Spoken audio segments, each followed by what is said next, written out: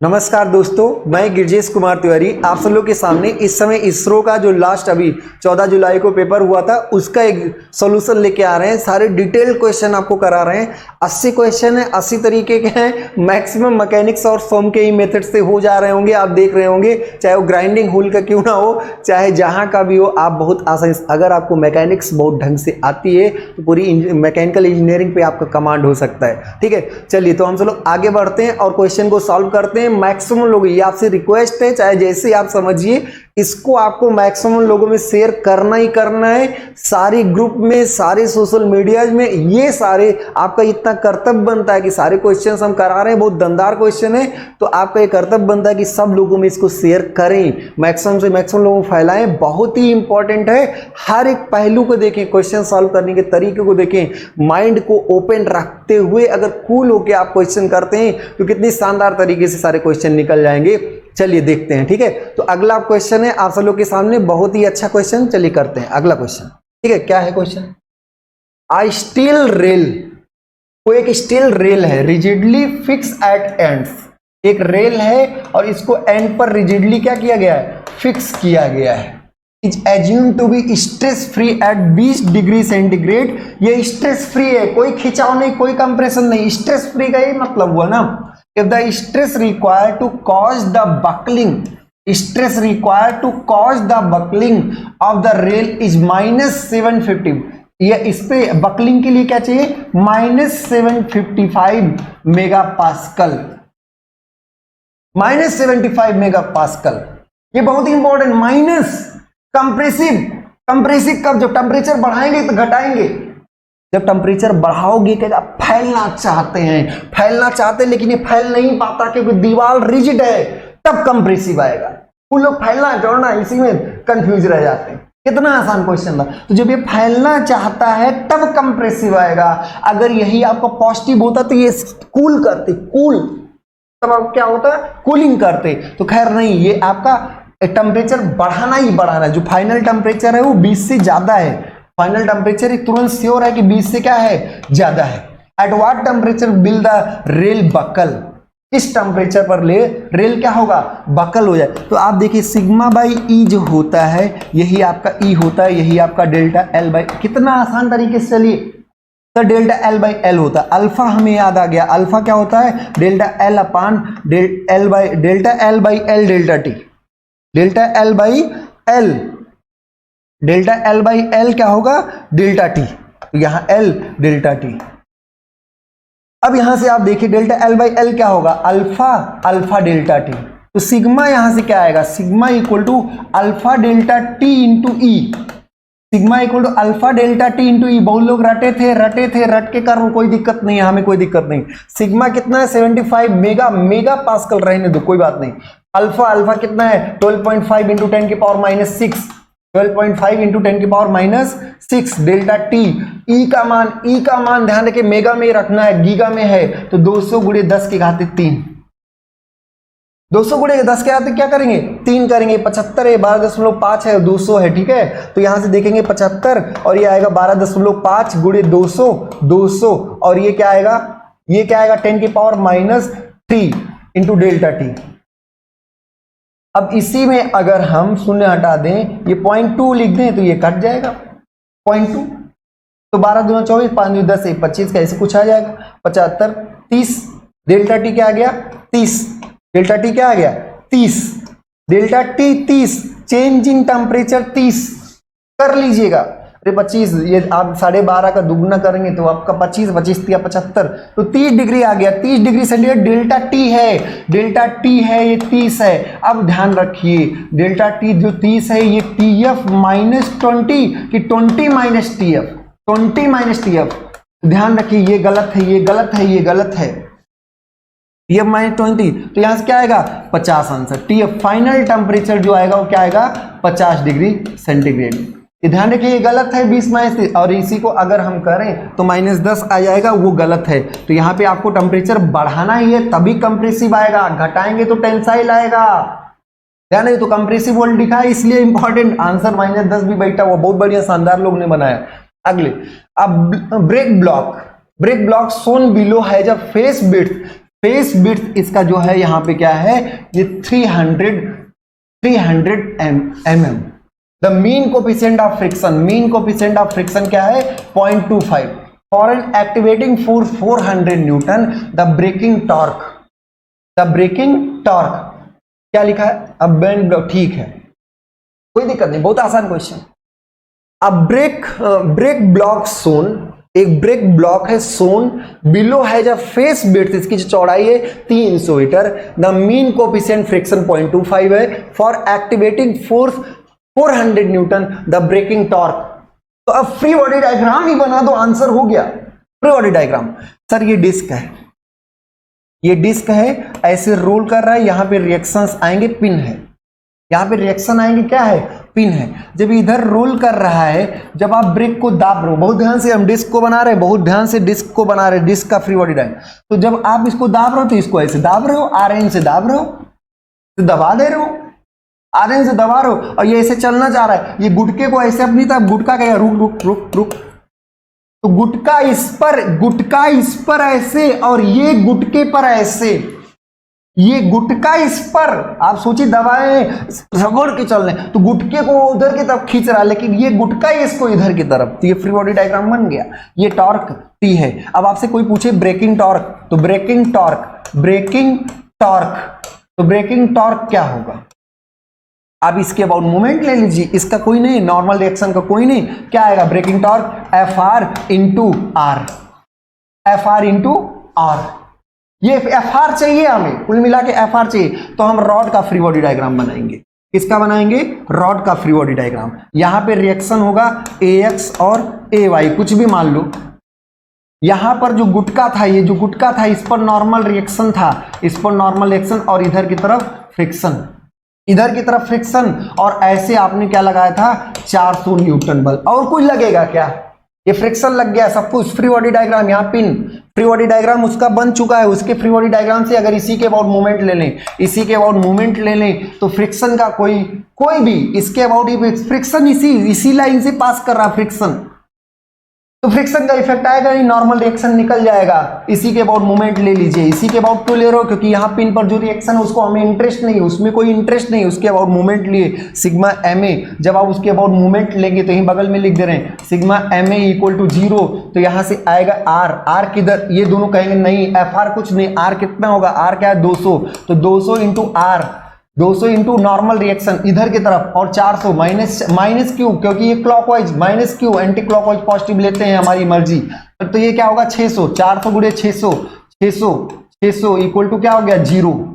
तो normal reaction यहां से आप देखेंगे, नॉर्मल रिएक्शन 2 तिहाई 6 4 तिहाई 1200 आ गया, 1200 न्यूटन, 2 तिहाई 6 4 तिहाई 1200 न्यूटन आ गया, और 1200 न्यूटन तो 0.25 इंटू 1200, R क्या है 150, 0.15, इसका डायमीटर 300 है, ये फाई जो लिखा है डायमीटर बता रहा है, फाई ये क्या है डायमीटर, तो रेडियस क्या हो गया 0.15, म्यू आर एन फ्रिक्शन है, तो 1200 का चौथाई करोगे 300, 15 तिया 45, 15 तिया 45 सी पार्ट, 15 तिया 45, अरे भाई 1200 का ये 1/4 है, 54 है, चौथाई का क्या, 1200 का चौथाई क्या हुआ 300, 15 तिया 45, आंसर हो गया यार 45, आंसर सी पार्ट हो गया। लो, सिर्फ फ्री बॉडी डायग्राम बनाना था बस, सिर्फ फ्री बॉडी डायग्राम हमने डिस्क का बनाया, डिस्क का देखा, इसके अबाउट मूवमेंट लिए, तो ब्रेकिंग टॉर्क FR, रोकने वाला टॉर्क FR इंटू ये रेडियस, FR इंटू रेडियस, ये हो गया। हमें FR निकाल के लाना है, फ्री बॉडी डायग्राम बनाई, इसी के अबाउट मूवमेंट लिए, फ्रिक्शन यहीं से पास कर रहा, कुछ नहीं, नॉर्मल रिएक्शन इंटू 200 और 400 गुणे 600 दूरी है, 600 दूरी है, तो 400 गुणे 600, नॉर्मल रिएक्शन 1200 आया, 1200 का 54 गुणे 0.15 कहां से आया, 300 पूरा था, तो आपको 0.15 45 डिग्री एवरेज फ्रिक्शन आपको दिया हुआ है। कितना शानदार क्वेश्चन, बहुत आसान क्वेश्चन है। आगे मैक्सिमम डिस्टॉर्शन एनर्जी थ्योरी, तो आपको हम बताए होंगे मैक्सिमम डिस्टॉर्शन एनर्जी के लिए कौन सा होता है, डक्टाइल मटेरियल के लिए, ब्रिटल के लिए आपका होता है रैंकाइन थ्योरी, जिसको मैक्सिमम प्रिंसिपल स्ट्रेस थ्योरी कहते हैं। प्लास्टिक्स और कंपोजिट्स के लिए अलग अलग केसेस होते हैं। तो डक्टाइल के लिए सिर्फ क्या, मैक्सिमम डिस्टॉर्शन एनर्जी। अगर यही आपका प्रिंसिपल स्ट्रेस मतलब प्रिंसिपल स्ट्रेस थ्योरी होता है या रैंकाइन थ्योरी होता है तो आपका क्या होता है, ब्रिटल मटेरियल के लिए। क्लियर, आगे बढ़ते हैं। Specific speed of turbine, specific speed of turbine, specific speed of turbine. तो टरबाइन का स्पेसिफिक स्पीड जो होता है वो आपका होता है n/p, n/p, और h की पावर आपका होता है 5/4। स्पेसिफिक स्पीड जो होता है n times of √p upon h की पावर 5/4। ये ध्यान रखिएगा, ये स्पेसिफिक स्पीड, ये n क्या है, ये आपका आरपीएम है, आरपीएस है, जो आपकी स्पीड है, इस रोटेशनल स्पीड है।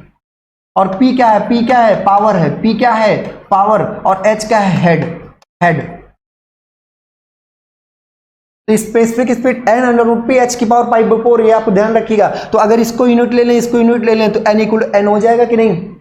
अगर पावर यूनिट ले लें तो h भी आप यूनिट ले लें तो n = n हो जाएगा कि नहीं। तो specific speed of turbine is an imaginary, एक काल्पनिक स्पीड ऑफ टरबाइन है, किसी एक काल्पनिक टरबाइन की स्पीड है, speed of imaginary turbine, speed of imaginary identical with the given turbine develops unit power under unit head, unit power under unit head. तो एक यूनिट अगर पावर हो, एक यूनिट अगर हेड हो, तो जो स्पीड होगी उस काल्पनिक, अगर पावर 1 यूनिट हो मतलब 1 वाट हो और आपका हेड भी 1 मीटर हो, तो उस काल्पनिक टरबाइन की जो स्पीड होगी वही स्पेसिफिक स्पीड होती है।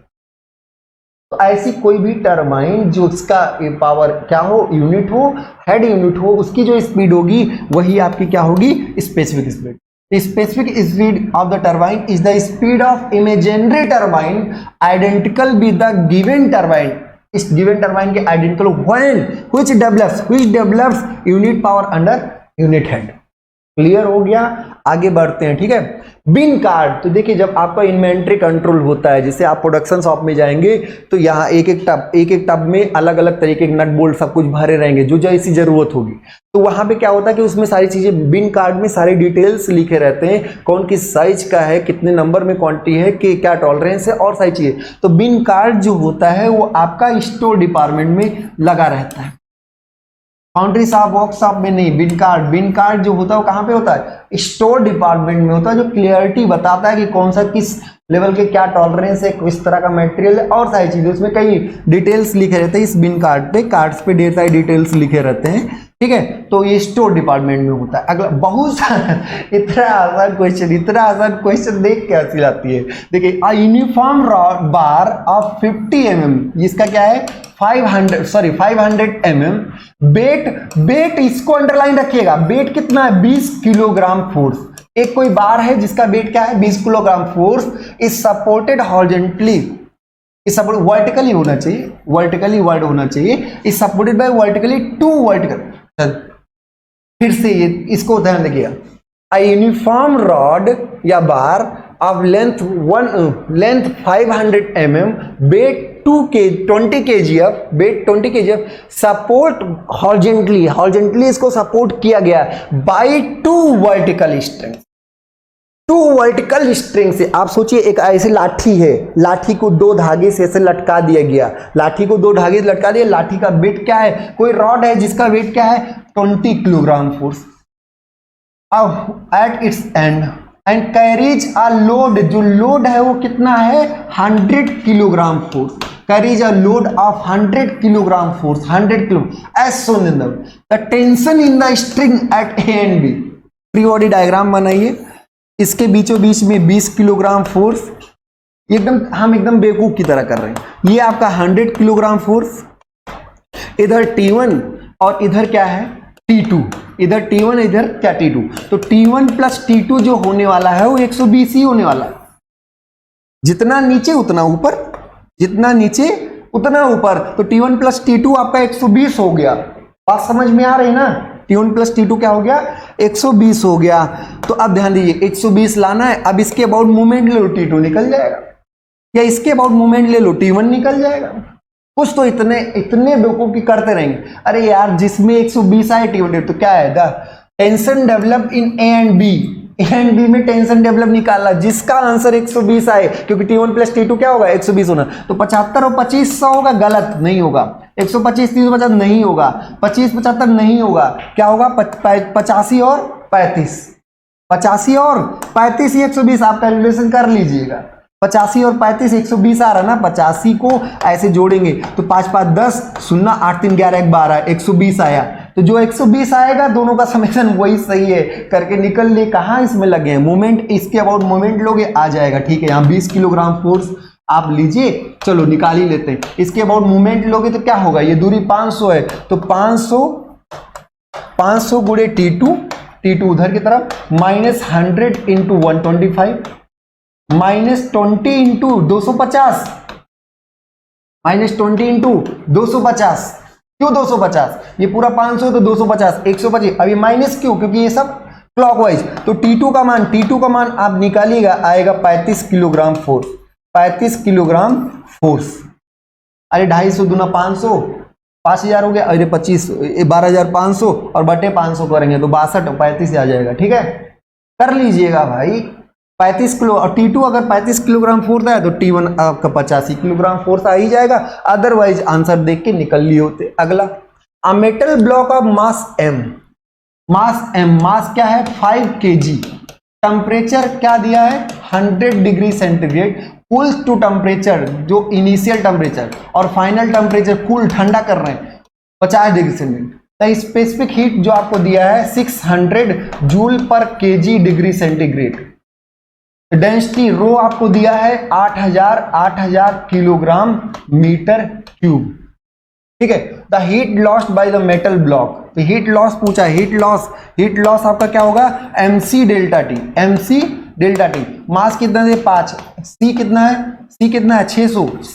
है 600, डेल्टा टी आप क्या करेंगे, डेल्टा टी आपका 50 आ जाएगा। तो इसमें क्या हो जाएगा आपका, इसमें कौन सा ऑप्शन होगा सी, 5 6 30 3 15, ठीक है 150, ठीक है। ये जूल में आएगा, आप इसको करेंगे किलो जूल में तो 150 किलो जूल आ जाएगा, ठीक है। आगे बढ़ते हैं, बहुत ही शानदार क्वेश्चन, बहुत आसान भी क्वेश्चन है, बहुत ही आसान क्वेश्चन, ध्यान से पढ़िएगा। मिनिमम टॉर्क रिक्वायर्ड, टॉर्क आपसे क्वेश्चन है, टॉर्क क्या है question, required for rotating a flywheel और moment of inertia, moment of जो दिया तुरंत लिखिए, मोमेंट ऑफ इनर्शिया कितना दिया kilogram 2.1 kilogram metre square, from rest मतलब initial velocity 0 to a speed of 1200 RPM, RPM इसको कन्वर्ट कर, तो फाइनल वेलोसिटी आप पढ़ेंगे omega final equal omega nought plus alpha T, बस omega nought plus alpha T. Initial velocity आप final velocity आपकी 1200 है, फाइनल वेलोसिटी क्या है 1200, तो 2 पाई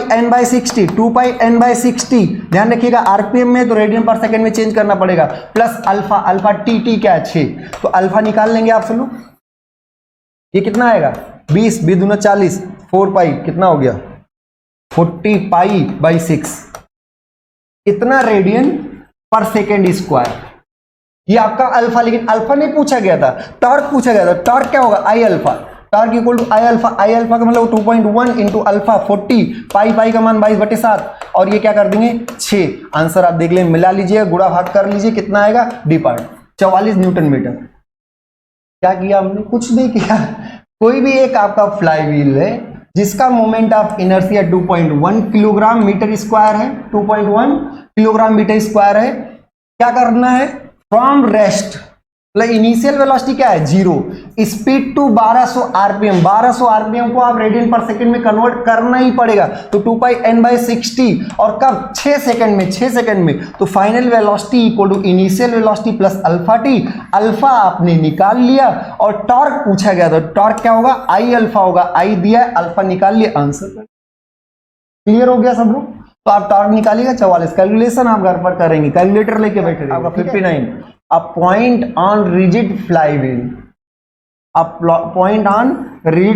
फ्लाईव्हील है, फ्लाईव्हील सर्कुलर गतिपाल पहिया, ठीक है, ऑफ रेडियस, इसका रेडियस क्या दिया है 750 mm, कोई रिजिड फ्लाईव्हील है जिसका रेडियस क्या है 750 mm, undergoes uniform linear acceleration, कोई एक पॉइंट है किस पर, फ्लाईव्हील पर, पेरीफेरी पर ही मानेंगे, तो फ्लाईव्हील के पेरीफेरी पर कोई एक पॉइंट है, वो अंडरगोज क्या होगा, uniform linear acceleration. Linear acceleration का मतलब टेंजेंशियल एक्सीलरेशन। तो टेंजेंशियल एक्सीलरेशन क्या होता है, आर अल्फा होता है। टेंजेंशियल एक्सीलरेशन क्या होता है, आर अल्फा। और ये कितना, तो अल्फा इक्वल टू क्या होगा, टेंजेंशियल एक्सीलरेशन बाई आर। पूछा क्या गया है आपको, लीनियर एक्सीलरेशन दिया हुआ, फ्लाईव्हील एंगुलर एक्सीलरेशन पूछा गया, एंगुलर एक्सीलरेशन। तो ये कितना दिया है, 3 मीटर पर सेकंड स्क्वायर, और ये आपका क्या है 0.75 कैसे हो गया, 0.75 कैसे हो, तो mm में है, और ये किस में आएगा, रेडियन पर सेकंड स्क्वायर।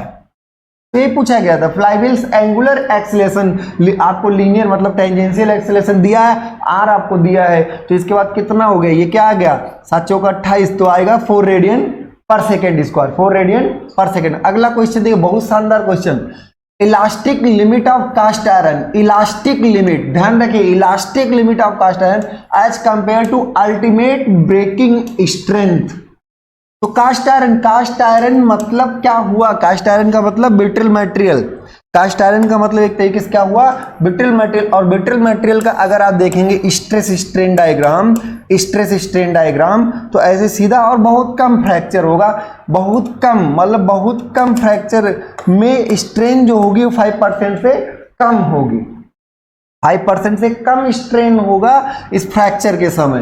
तो अगर कोई पूछे अल्टीमेट और इलास्टिक पॉइंट, ये आपका इलास्टिक और यहाँ पर क्या है अल्टीमेट, तो पहले इलास्टिक, पहले क्या होगा इलास्टिक पॉइंट यहां पर, और अल्टीमेट भी थोड़ा सा ऊपर, तो लगभग क्या होगा elastic limit of cast iron as compare to its ultimate breaking strength is क्या होगा, लगभग समान होगा। तो किसी भी ब्रिटल मटेरियल का अल्टीमेट और इलास्टिक लिमिट, अल्टीमेट और इलास्टिक लिमिट, इलास्टिक लिमिट मतलब कि जिसमें अगर हम छोड़ दें तो रिकवर कर लेगा, फिर अपनी ओरिजिनल पोजीशन, ओरिजिनल शेप को, ओरिजिनल साइज को रीगेन कर लेगा अगर विद इन इलास्टिक लिमिट है। और अल्टीमेट ये हुआ, तो अल्टीमेट किसी भी ब्रिटल मटेरियल का अल्टीमेट और इलास्टिक लगभग क्या होगा, समान होता। अगला क्वेश्चन बहुत शानदार क्वेश्चन था, इसको भी अगर आप देखें तो ऑन इवेल्युएटिंग दिस क्या होगा, तो इसको हम आप देखें तो इसको हम लिख सकते हैं 44100 अपॉन 169,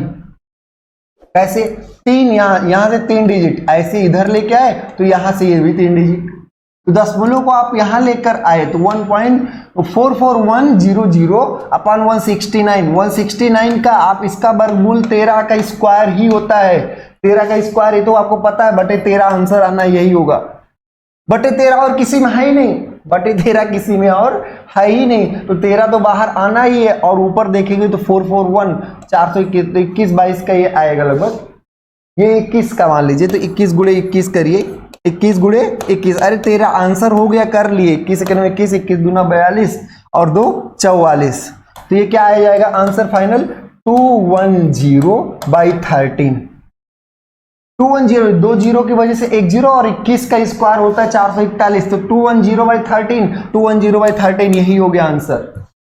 बात समझ में आ रही है ना, आगे बढ़ते हैं।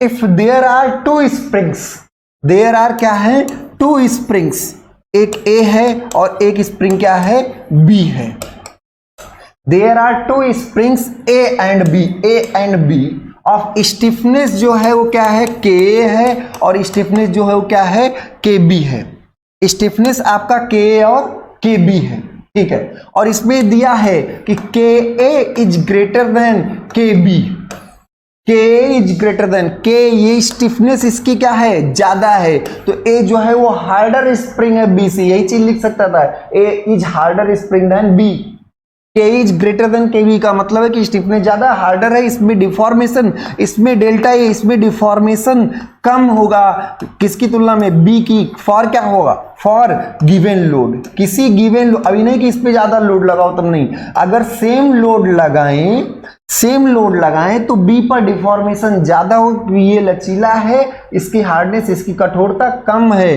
तो इसमें ज्यादा डिफॉर्मेशन होगा, ठीक है। आगे then on application of same force, तो वर्क डन क्या होता है, वर्क डन होता है force into displacement, force into displacement. अब दोनों में हमने क्या किया, सेम फोर्स लगाया, दोनों में हमने क्या किया, सेम फोर्स। अब जिसमें सेम फोर्स लगाया, जिसमें डिस्प्लेसमेंट ज्यादा होगा उसमें वर्क ज्यादा होगा। तो जिसमें डिस्प्लेसमेंट, किसमें डिस्प्लेसमेंट ज्यादा है, जिसकी कठोरता कम होगी, तो केबी की कठोरता कम है, उसमें डिस्प्लेसमेंट ज्यादा। फोर्स तो समान है ना, एक पैरामीटर समान है, दूसरे से आप तुलना कर लीजिए। तो जब आपका बी में डिफॉर्मेशन ज्यादा होगा तो बी में वर्क डन ए की तुलना में क्या होगा, ज्यादा होगा। बी में वर्क डन ए की तुलना में क्या होगा, ज्यादा होगा। Work done is more in B. अगला बहुत आसान क्वेश्चन, बहुत शानदार क्वेश्चन है, ध्यान रखिएगा, बहुत ही अच्छा question. The equation of tangent, हमें किसका इक्वेशन चाहिए, किसका इक्वेशन चाहिए, टेंजेंट का इक्वेशन चाहिए, टेंजेंट का इक्वेशन चाहिए।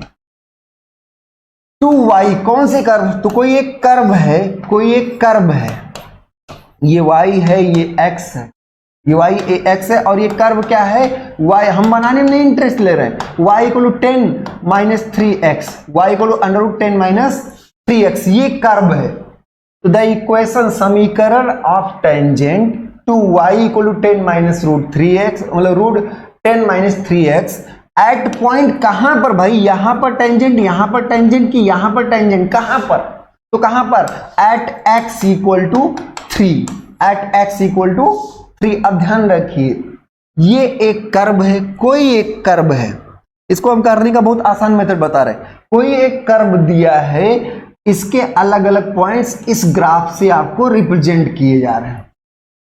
हमने कहा x इक्वल टू 3 पर, x इक्वल टू क्या है, 3 पर। जो बताइए जब x इक्वल टू 3 होगा तो इस कर्व पर y का मान क्या होगा, 3 3 9 1, तो ये क्या आएगा 3,1, 3, ये 1 कहां से आया, जब x का मान, अब जब आप x का मान 3 रखोगे तो y का मान अपने आप पता चल जाएगा। तो ये 3,1 पर यहां पर आपको टेंजेंट चाहिए, इस टेंजेंट का, इसी का इक्वेशन चाहिए, इसी का क्या चाहिए, इक्वेशन चाहिए। अब बताइए किसी पॉइंट से होकर जाना है और इसका इक्वेशन, तो अब बताइए इसका डिफरेंशिएशन करोगे तो स्लोप मिलेगा, dy अपान dx जब आप करोगे तो कुछ आपको मिलेगा, और उसमें मान रख दोगे x और y का, तो आप बता देंगे, x का मान रख दोगे तो बता देंगे स्लोप मिल जाएगा। और जब हमें स्लोप मिल जाएगा तो y equal to mx plus C, slope मालूम चल गया, किसका, टेंजेंट का स्लोप। टेंजेंट का स्लोप कौन बताता है, डिफरेंशिएशन। टेंजेंट का स्लोप कौन बताता है, डिफरेंशिएशन। ये तो एक तरीका है कि आप पहले उस पॉइंट पर स्लोप निकालें, स्लोप यहां रखें, y equal to mx plus C हो जाएगा। अब इसको सॉल्व कर ले। और एक बात ध्यान रखिए, ये क्लियर हुआ। अब ग्राफ ये, यहीं पर आपको क्या चाहिए, यहीं पर आपको टेंजेंट चाहिए। बहुत आसान क्वेश्चन था, यहीं पर टेंजेंट चाहिए। तो जो भी लाइन होगी वो इस पॉइंट से पास करेगी कि नहीं।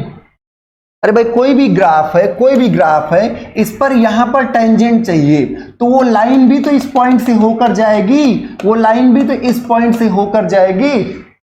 अब इन सब ऑप्शंस में जो इसको सेटिस्फाई करेगा, क्योंकि ये लाइंस टेंजेंट आपका इस पॉइंट से होकर जाना ही है, जहां टच करोगे वहां से होकर जाओगे ना।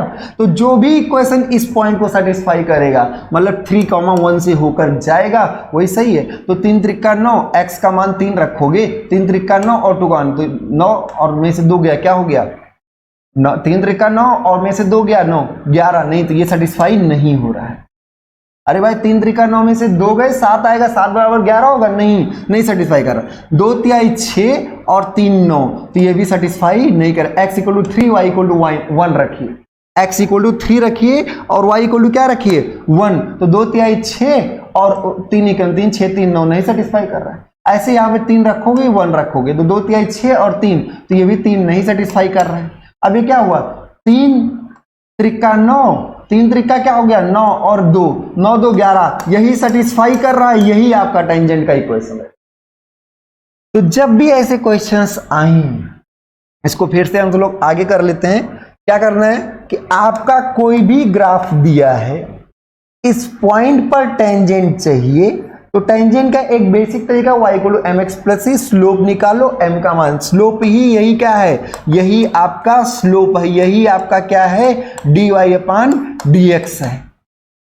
लेकिन जो ये लाइन होगी, जो ये लाइन होगी, ये लाइन इस पॉइंट से होकर ही जाएगी, 3,1 से होकर ही जाएगी, और जब इस पॉइंट से होकर जाएगी तो इसको सेटिस्फाई करना चाहिए, और सिर्फ एक ही इक्वेशन सेटिस्फाई कर रहा है, वही सही है।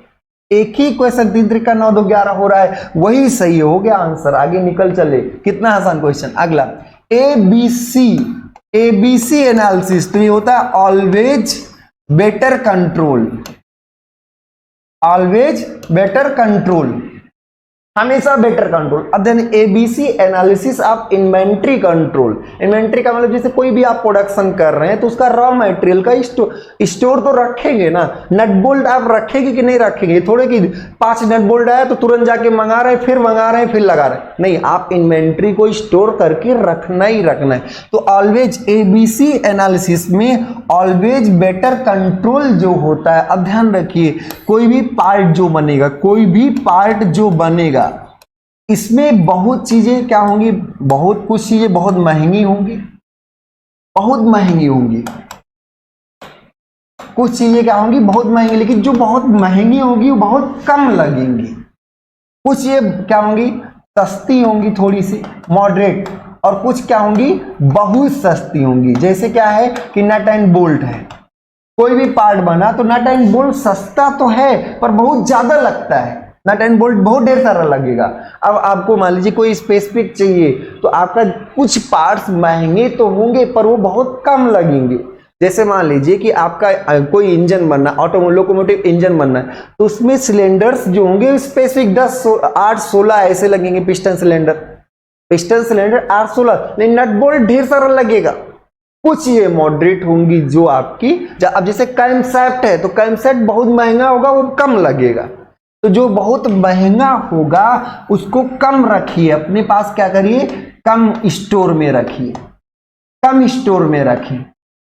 इसको क्या करेंगे 10% स्टोर में रखेंगे, क्योंकि 10%, लेकिन हाँ ये आपका कॉस्ट बहुत ज्यादा होगा, ध्यान रखिएगा। इसको 10% रखेंगे, जो आपका सस्ता होगा उसको 20% स्टोर में रखेंगे, और इसको क्या करेंगे 70%। मतलब हमारे पास अगर 100 पार्ट होंगे तो 70 सस्ते वाले रखे रहेंगे, 20 थोड़े 70% आप क्या करेंगे बहुत सस्ते वाले नट बोल्ट जैसे ढेर सारे रखे रहेंगे। सस्ती चीजें आप 20% रखे, जो बहुत महंगी होगी, दुकानदार भी यही करता है, बेचने वाला भी यही करता है, जो बहुत महंगा होता है उसको कम रखता है, जो थोड़ा मॉडरेट होता है उसको थोड़ा ज्यादा, और जो बहुत सस्ता है उसको बहुत ज्यादा तौल के भाव रखा हुआ है। तो ये ऑलवेज बेटर कंट्रोल में हम लोग महंगी चीजों को 10% रखते हैं, सस्ती चीज 20% और बहुत सस्ती चीजें 70%, ये ध्यान रखिएगा, ठीक है। ये स्टोर कर किस में रहता है, किसमें ये करेंगे इन्वेंट्री कंट्रोल में।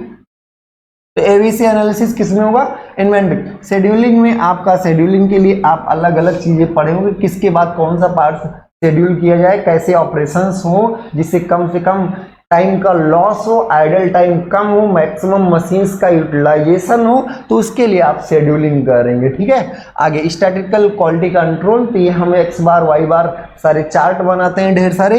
प्रोसेस प्लानिंग, तो प्लानिंग, ये प्रोसेस प्लानिंग तो बहुत एक लंबा प्रोसेस होता है कि हम कैसे कैसे कब मार्केटिंग कब क्या करना है, प्रोडक्शन किस किस शेड्यूल में होना चाहिए, सीक्वेंसिंग करेंगे, लाइन की बैलेंसिंग करेंगे, और सारी चीजें होंगी। तो खैर चलिए, तो यहाँ इन्वेंट्री कंट्रोल। अगला a fillet belt joint is subjected to transverse loading F. अब ध्यान रखिए, ये अगर देखा जाए तो ऐसे प्लेट है, जिसको हम ऊपर से यहां से आग लगा के देख रहे हैं, ठीक है। तो ऐसे एक प्लेट है और दूसरी प्लेट ये है, इसमें पीछे की तरफ वेल्डिंग हुई है, नीचे की तरफ भी वेल्डिंग हुई है, ध्यान रखिएगा, नीचे की तरफ भी वेल्डिंग हुई है और ऊपर की तरफ भी वेल्डिंग हुई है ऐसे।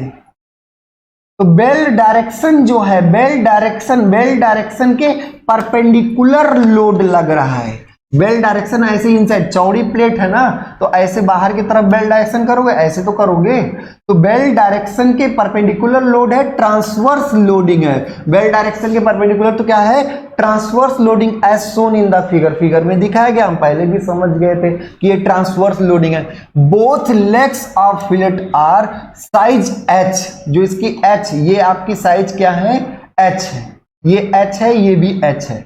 ये आपका एक समद्विबाहु त्रिभुज की तरह होता है, तो ये h है, ये h है, बस है। तो size h and belt length जो है, जो लेंथ है, बेल्ट लेंथ है, ये क्या है, l है। लेकिन टोटल अगर हम देखेंगे तो टोटल 2l हो जाएगा।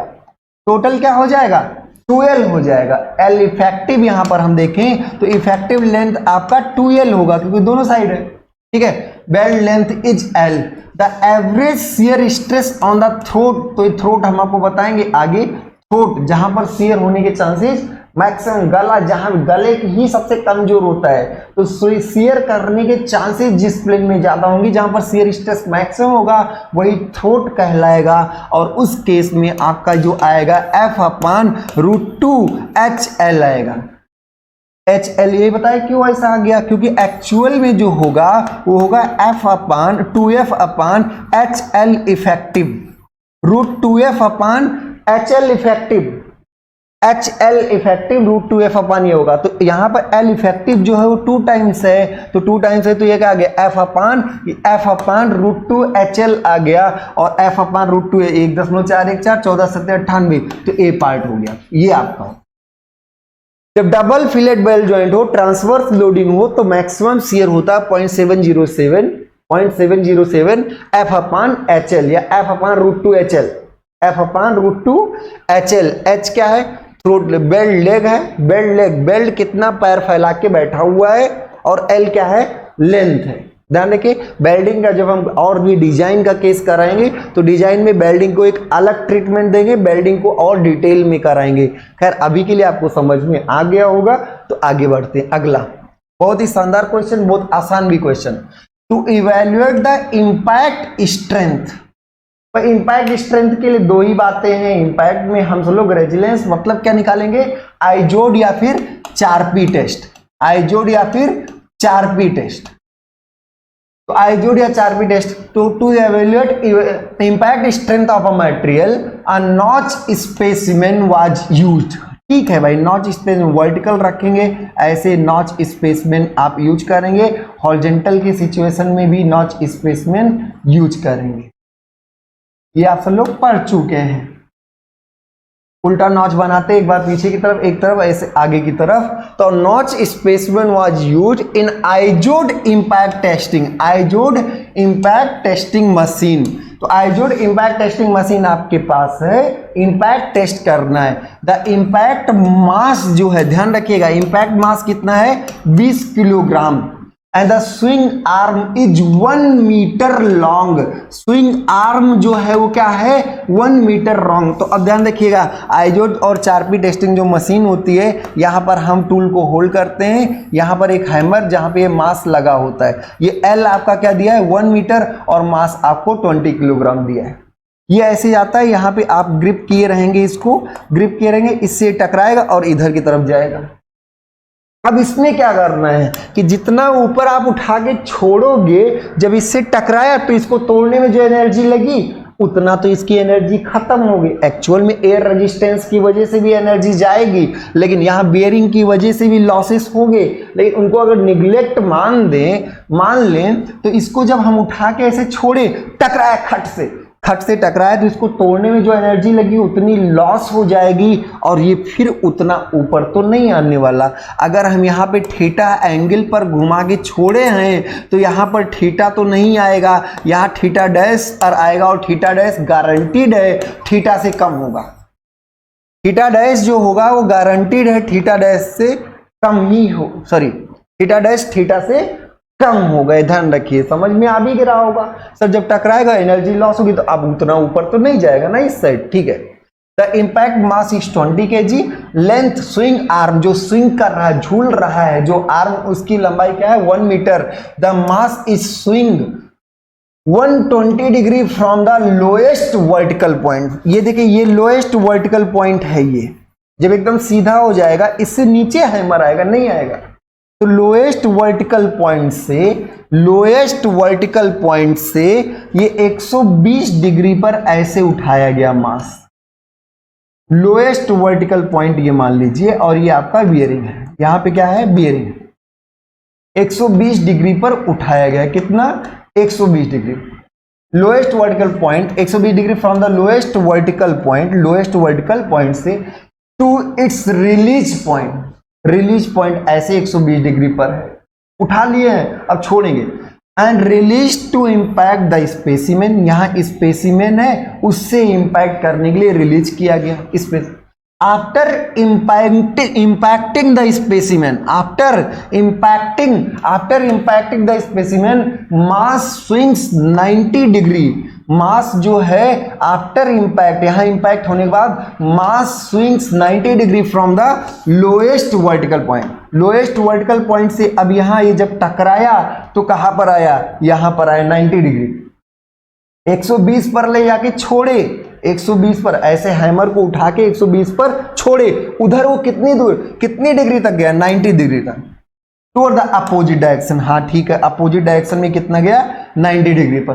What is the energy absorbed by the specimen, energy absorbed by the specimen. बहुत अच्छा और बहुत शानदार क्वेश्चन है, सब मैकेनिक्स ही है, पूरी मैकेनिक्स भरी पड़ी है। अब ध्यान दीजिएगा इसको, क्वेश्चन को बहुत ध्यान से। आप यहां तक उठाए और ऐसे छोड़ दिए, यहां तक उठाए, ये 1 पोजीशन है, और ये यहां पे इससे टकराया, कुछ एनर्जी लॉस किया तो यहां 2 पर पहुंच गया। अब ध्यान दीजिएगा 1 और 2 के बीच का जो एनर्जी डिफरेंस होगा वही तो एब्जॉर्ब किया होगा, वही तो आपका तोड़ने में लगा होगा।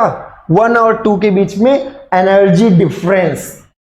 अब ध्यान, इस समय अगर हम देखें तो इस समय टोटल एनर्जी पूछें, टोटल एनर्जी 1 पर टोटल एनर्जी, हम ये डेटम मान लेते हैं, इसको हम क्या मान लिए, डेटम मान ले, इसी को डेटम मान ले। तो टोटल एनर्जी क्या होगी, काइनेटिक एनर्जी, रुका हुआ है यहां पर, इसको उठा के रोके हुए हैं, कोई वेलोसिटी नहीं, तो काइनेटिक एनर्जी क्या है, 0। और अगर हम इसकी स्टैटिक एनर्जी पूछें तो आप mgh1 बताएंगे, mgh1, ये आपका क्या है, h1। ऐसे ये 1 पर है ये बात। 2 पर अगर हम पूछें टोटल एनर्जी अगर हम 2 पर पूछें तो 2 पर आप टोटल एनर्जी आप कहोगे सर रुक गया है, यहां पर 90 पर आकर रुक गया, काइनेटिक एनर्जी 0, और उसी डेटम लेवल पर है, हम उसी को रेफरेंस मान ले रहे हैं। कोई लोग लोएस्ट को रेफरेंस मान लो, कोई दिक्कत नहीं भाई, दोनों ऐसे कोई आंसर सेम आएगा। तो हम इसको डेटम अगर मान लिए तो वहीं पर है, तो इस समय स्टैटिक एनर्जी क्या है, 0। E2 आपका 0 है, E1 आपका mgh1 है। तो उस सिचुएशन में एनर्जी लॉस या फिर इसको हम कह सकते हैं energy absorb by the space, जितना लॉस उतना वो खाया आइडियली। तो यहां पे डेल्टा E जो होगा वो क्या होगा, E1 माइनस E2। E1 क्या है, mgh1, h1 को क्या लिख सकते हैं, ये अगर 90 था तो ये 30 ही तो बचा, ये सॉरी 9 3 12 30 डिग्री बचा, 30 डिग्री बचा, ये 1 है तो ये क्या हुआ, 1 का साइन, 1 कैसे भाई, ये L आपको 1 दिया था, 1 मीटर लॉन्ग दिया था, L क्या दिया है, 1 मीटर लॉन्ग, तो 1 का कॉस ये होगा, साइन ये होगा, तो साइन 30। M कितना है, तो M कहोगे 20, M कितना है 20, G का मान 10 ही ले लो, 10 ही लेके, क्योंकि इस बार इस पेपर में एक बार ले चुका है, और साइन 30 का मान 1/2 जूल, तो 2 का ये कितना आएगा, 100 जूल। तो ये जो एनर्जी लॉस हुआ वो 100 जूल का हुआ, और वही एनर्जी इस स्पेसिमेन को तोड़ने में लग गया, आगे बढ़े, समझ में आया होगा। हमने यहां उठाया छोड़ा, लेकिन यहां उठाने के बाद अगर आइडियल होता तो 120 तक इधर आता, आइडियली 120 तक आना चाहिए था, लेकिन 90 तक ही आया, मतलब कुछ तो एनर्जी लॉस हो ही गई। तो हमने दोनों के लेवल पे एनर्जी डिफरेंस निकाल लिया, और वही आपका 100 जूल हो गया। क्लियर हो गया, आगे बढ़े, ठीक है, आगे बढ़ते हैं। ठीक, a beam of same cross section, ठीक है भाई, बीम कोई है, कोई एक बीम है, इसका क्रॉस सेक्शन सेम है, जैसे देखिए b/2 और b, इसका b/2 b, तो एरिया आप निकालोगे तो दोनों सेम है, एरिया दोनों का क्या है, सेम है। तो आप same cross section is used in two different orientation, दो अलग अलग ओरिएंटेशन में। एक बार ऐसी सिचुएशन है जब आपका ये B है और ये क्या है b/2 है, और इसी बीम को पलट के रख दिए, इसी बीम को क्या किए, पलट के रख दिए, इसी बीम को हम पलट के रख दिए। तो जब पलट के रख दिए तब आपकी ये सिचुएशन हो गई, ये B हो गया और ये क्या हो गया b/2। बीम ये दो अलग अलग ओरिएंटेशन है, two different orientation as shown in the figure, जैसा कि फिगर में दिखाया गया। Bending moment applied to the beam in both cases are same. Bending moment, यहां पर जो मोमेंट है और यहां पर जो मोमेंट है दोनों क्या है, सेम है, दोनों पर बेंडिंग मोमेंट क्या है, same. In the both the cases क्या है, are same. The maximum bending stress, maximum bending क्या पूछा गया, maximum bending stress induce in case A and B. तो अब ध्यान दीजिए, सिग्मा ए अगर निकालें तो आप क्या लिखोगे, एम वाई। अब यहां ए के केस में वाई क्या होगा, वाई क्या होगा, वाई यहां पर क्या होगा b/4, अरे भाई b/2 का आधा तो b/4 अपान आई क्या होगा, b बेस है और ये b/2 का होल क्यूब बाई 12, बेस तो b है ना, तो b और b/2 का होल क्यूब बाई 12, तो ये कितना आएगा m, और ये 12 ऊपर आ गया, मान लीजिए 2 दूनी 4 दूनी 8, b ऊपर आ जाएगा, ये 2, और यहां आएगा 4 नीचे आएगा, यहां b³ बचेगा क्योंकि एक बार b कट जाए। तो ma जो आया ये 4 × 12 8 × 24 m/b³ हो गया, ये सिग्मा a है, ये क्या है, सिग्मा a है। ए जब पहले केस में y का मान आपका, y का मान b/4 है, b/4 है। इस केस में मोमेंट ऑफ इनर्शिया जब देखोगे तो b बेस और d³ का मतलब b/2 का होल क्यूब, क्योंकि यहां पे d b/2 के बराबर, बाई क्या होगा 12, वही तो लिखा हमने। 2 दूनी 4 दूनी 8 ऊपर आ गया ना, नीचे आएगा ऊपर आएगा, ठीक है। अब अगर b के केस में देखें, अगर हम इसी को b के केस में देखें, ठीक है, b के केस में आप देख लीजिए, सिग्मा मैक्सिमम बता रहे हैं इसलिए मैक्सिमम देख लिए, हम ले भी रहे थे, मैक्सिमम बता रहे हैं इसलिए हम क्या कर रहे हैं, मैक्सिमम ले भी रहे थे, ठीक है। चलो आगे बढ़ते हैं, अगला इसी में हम लोग, इसी में अगला स्टेप, थोड़ा ये अगर कैलकुलेशन आप खुद कर दे तो तेजी से कर पाते हैं। चलिए हम करा रहे हैं, तो सिग्मा बी अगर पूछे तो एम तो वही है, लेकिन इसमें जब b के केस में y का मान पूछोगे तो y का मान क्या आएगा, b/2, y का मान क्या आएगा b/2, ये b/2 आएगा। और इसके केस में मोमेंट ऑफ इनर्शिया क्या होगा, तो बेस b/2 है और या b³/12, बेस bd³ होता है, तो यहां पर बेस क्या है b/2 और b³/12, तो यहां से सिग्मा b जो आएगा वो कितना आएगा, कितना आएगा m12 ऊपर जाएगा, 2 भी ऊपर जाएगा और नीचे क्या आएगा 2 और b³, यही तो आएगा 2b³, ये नीचे 2 आएगा, ये और 2 ऊपर जाएगा तो 2 कट जाएगा, ये आएगा 12m/b³, 12m/b³, ये सिग्मा b है, सिग्मा बी है 12m/b³, और सिग्मा ए क्या है 24m/b³, तो सिग्मा ए क्या है, sigma A twice of sigma B है, सिग्मा ए यहां पर क्या है ट्वाइस ऑफ सिग्मा बी है। तो ये हमेशा रट नहीं लेना कि पलट के रख दो दुगना हो जाता, वो ये आपका b/2 था तब ऐसा हो गया, तो हर बार आप निकालेंगे मैक्सिमम बेंडिंग स्ट्रेस और रिलेशंस अपने आप दिख जाएंगे। तो हमने ए वाले केस में मैक्सिमम बेंडिंग स्ट्रेस निकाला, बी वाले केस में मैक्सिमम बेंडिंग स्ट्रेस निकाला और उसको देखा ये 12 है वो 24 है, तो इसका मतलब सिग्मा ए इसका क्या है डबल है, sigma A = 2 times of sigma B. अगला question, for an organization producing a product, बहुत शानदार क्वेश्चन है, आसान भी है पर शानदार क्वेश्चन। फॉर एन ऑर्गेनाइजेशन, आप ही एक कंपनी खोल लिए, ब्रेड की कंपनी खोल लिए, कुछ खोल लिया यार, तो for an organization producing a product, fix cost per month, fix cost per month. अब ध्यान रखिएगा, आपको 12,000 रुपये किराया और सब भट्टी उट्टी जलाने का सब फिक्स देना ही देना। फिक्स का मतलब कि इतना तो देना है, चाहे कुछ बने और चाहे ना बने, चाहे रहो चाहे ना रहो, मकान मालिक को किराया देना ही देना है। तो अब फिक्स कॉस्ट पर मंथ, जो फिक्स कॉस्ट है वो क्या है 12,000 है। And the variable cost per product, अब जो प्रोडक्ट बनाओगे, ब्रेड जो बनाओगे, जो ब्रेड बनाओगे वो वेरिएबल कॉस्ट पर प्रोडक्ट वो है, वो क्या है 24 रुपए। ये क्या है पर प्रोडक्ट है, प्रोडक्ट है। एक प्रोडक्ट बनाओगे, एक ब्रेड बनाओगे, एक पैकेट, तो 24 रुपए लगेगा और उसका मशीनरी और सारी चीजें करने में 12,000 रुपए तो आपको लगाना ही है, फिक्स लगा। यूनिट सेलिंग, सेलिंग कॉस्ट जो है वो क्या है 48, सेलिंग कॉस्ट जो है वो क्या है 48। अब सोचिए इसका क्या मतलब, कितना आसान क्वेश्चन था, बहुत ध्यान से समझिएगा, बहुत आसान क्वेश्चन है। 48 क्या है पर प्रोडक्ट। अब ध्यान दीजिएगा बहुत ध्यान से, selling price per product, selling price of products equal to 45। The break even point, तो ब्रेक इवन पॉइंट वह पॉइंट होता है जिसपे प्रॉफिट और लॉस सब क्या हो जीरो, जितना लगाया था उतना मिल गया, बात खत्म भैया, जितना लगाया उतना हमें मिल गया, यही हो गया ब्रेक इवन पॉइंट। कोई प्रॉफिट नहीं होगा, कोई लॉस नहीं होगा। तो कुछ लोग तो इसको ग्राफ से समझेंगे, चलो भाई ग्राफ से समझते हैं। ये यूनिट है और इधर क्या है कॉस्ट है, इधर क्या है कॉस्ट है, ये यूनिट है। अब ध्यान दीजिए, अगर एक भी यूनिट ना बने, एक भी यूनिट ना बने तब भी 12,000 रुपए तो आपको देना ही देना है। एक भी यूनिट ना बने तो 12,000, ये फिक्स कॉस्ट है। ये क्या है फिक्स कॉस्ट है, फिक्स। भैया 12,000 कुछ बिना किए गए, पहले एडवांस बयाना देके आगे सब कुछ सेटअप के लिए।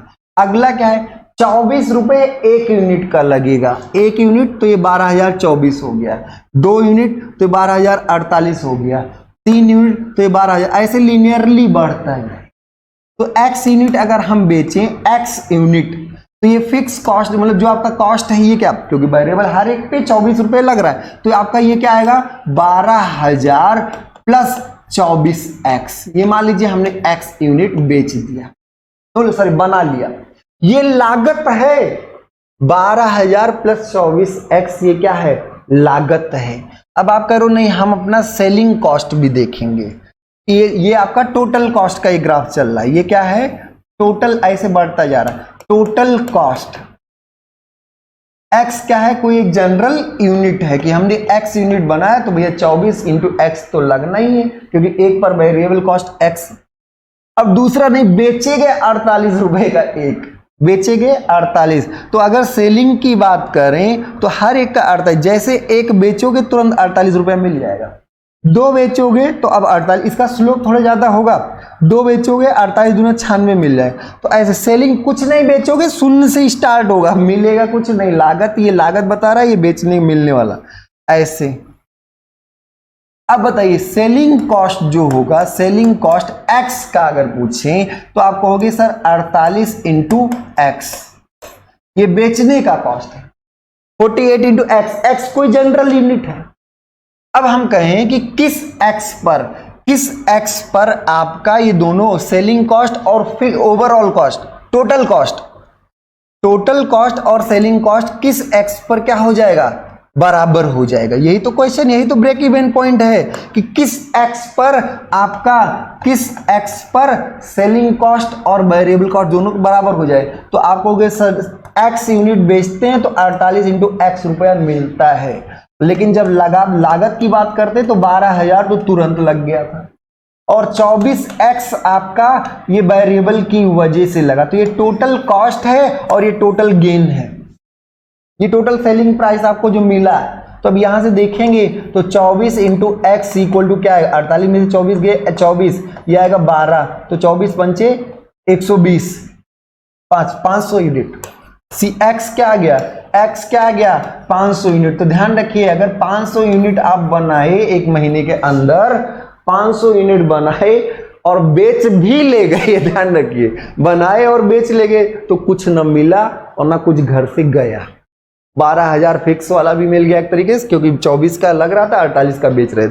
तो इसी एक्स मतलब जो 500 है, यही क्या कहलाएगा, ब्रेक इवन पॉइंट, कि 500 तो हमें बनाना ही है तभी हमारी लागत निकले, मतलब तब आके जाके जीरो पर आएंगे।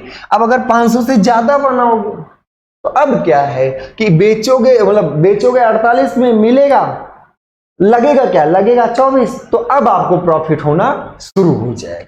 अगर ब्रेक इवन पॉइंट से ज्यादा, ब्रेक इवन पॉइंट जो क्वांटिटी होती है उस क्वांटिटी से ज्यादा आप प्रोड्यूस करोगे तो प्रॉफिट में रहोगे। प्रोड्यूस का मतलब बेच भी ले जाओ, ध्यान रखिए, प्रोड्यूस करके बेच ले गए तो प्रॉफिट में रहोगे। अगर आप ब्रेक इवन पॉइंट से कम प्रोडक्शन करके बेचते हैं तो हमेशा आपका लॉस होगा। तो हर कभी भी डिसाइड करने से पहले, कोई भी ऑर्गेनाइजेशन खोलिए तो डिसाइड कर लीजिए कि इतना तो वेरिएबल, मतलब सब कुछ भाड़ा साड़ा मिला के वेरिएबल कॉस्ट 24 रुपए पर यूनिट आएगा, और बेचेंगे 48 में, तो कितना। अब ये यहीं से डिसाइड भी करते हैं कि कितने में बेचा जाए कि हम आसानी से एक महीने में इतना कमा ले जाए। तो ये ब्रेक इवन पॉइंट बहुत ही इंपॉर्टेंट हो जाता है, जो आपके नो प्रॉफिट नो लॉस को बताता है। तो एक्स आपका 500 अब आपको उस ऑर्गेनाइजेशन को बता दी कि भैया 500 है, अगर ऐसा करना है तो 500 यूनिट तो बना ही लेना, वो ज्यादा बनाएगा तो कमाएगा। ठीक है, आगे बढ़ते हैं। 150 mm लॉन्ग, कोई एक 150 mm लॉन्ग है, बहुत शानदार क्वेश्चन है, बहुत आसान है यार। 150 mm लॉन्ग और क्या है 12.5 mm डायमीटर, इसका डायमीटर कितना है 12.5 mm diameter. Stainless steel rod is being reduce मतलब हो रहा है, कम हो रहा है, टू अ डायमीटर ऑफ 12। इसको हम छील दे रहे हैं, कैसे, बाय टर्निंग ऑपरेशन। तो यहां पे कुल मिला जुला के एक ऐसे टूल लगाए, ऐसे आप क्या लगाए, टूल लगाए,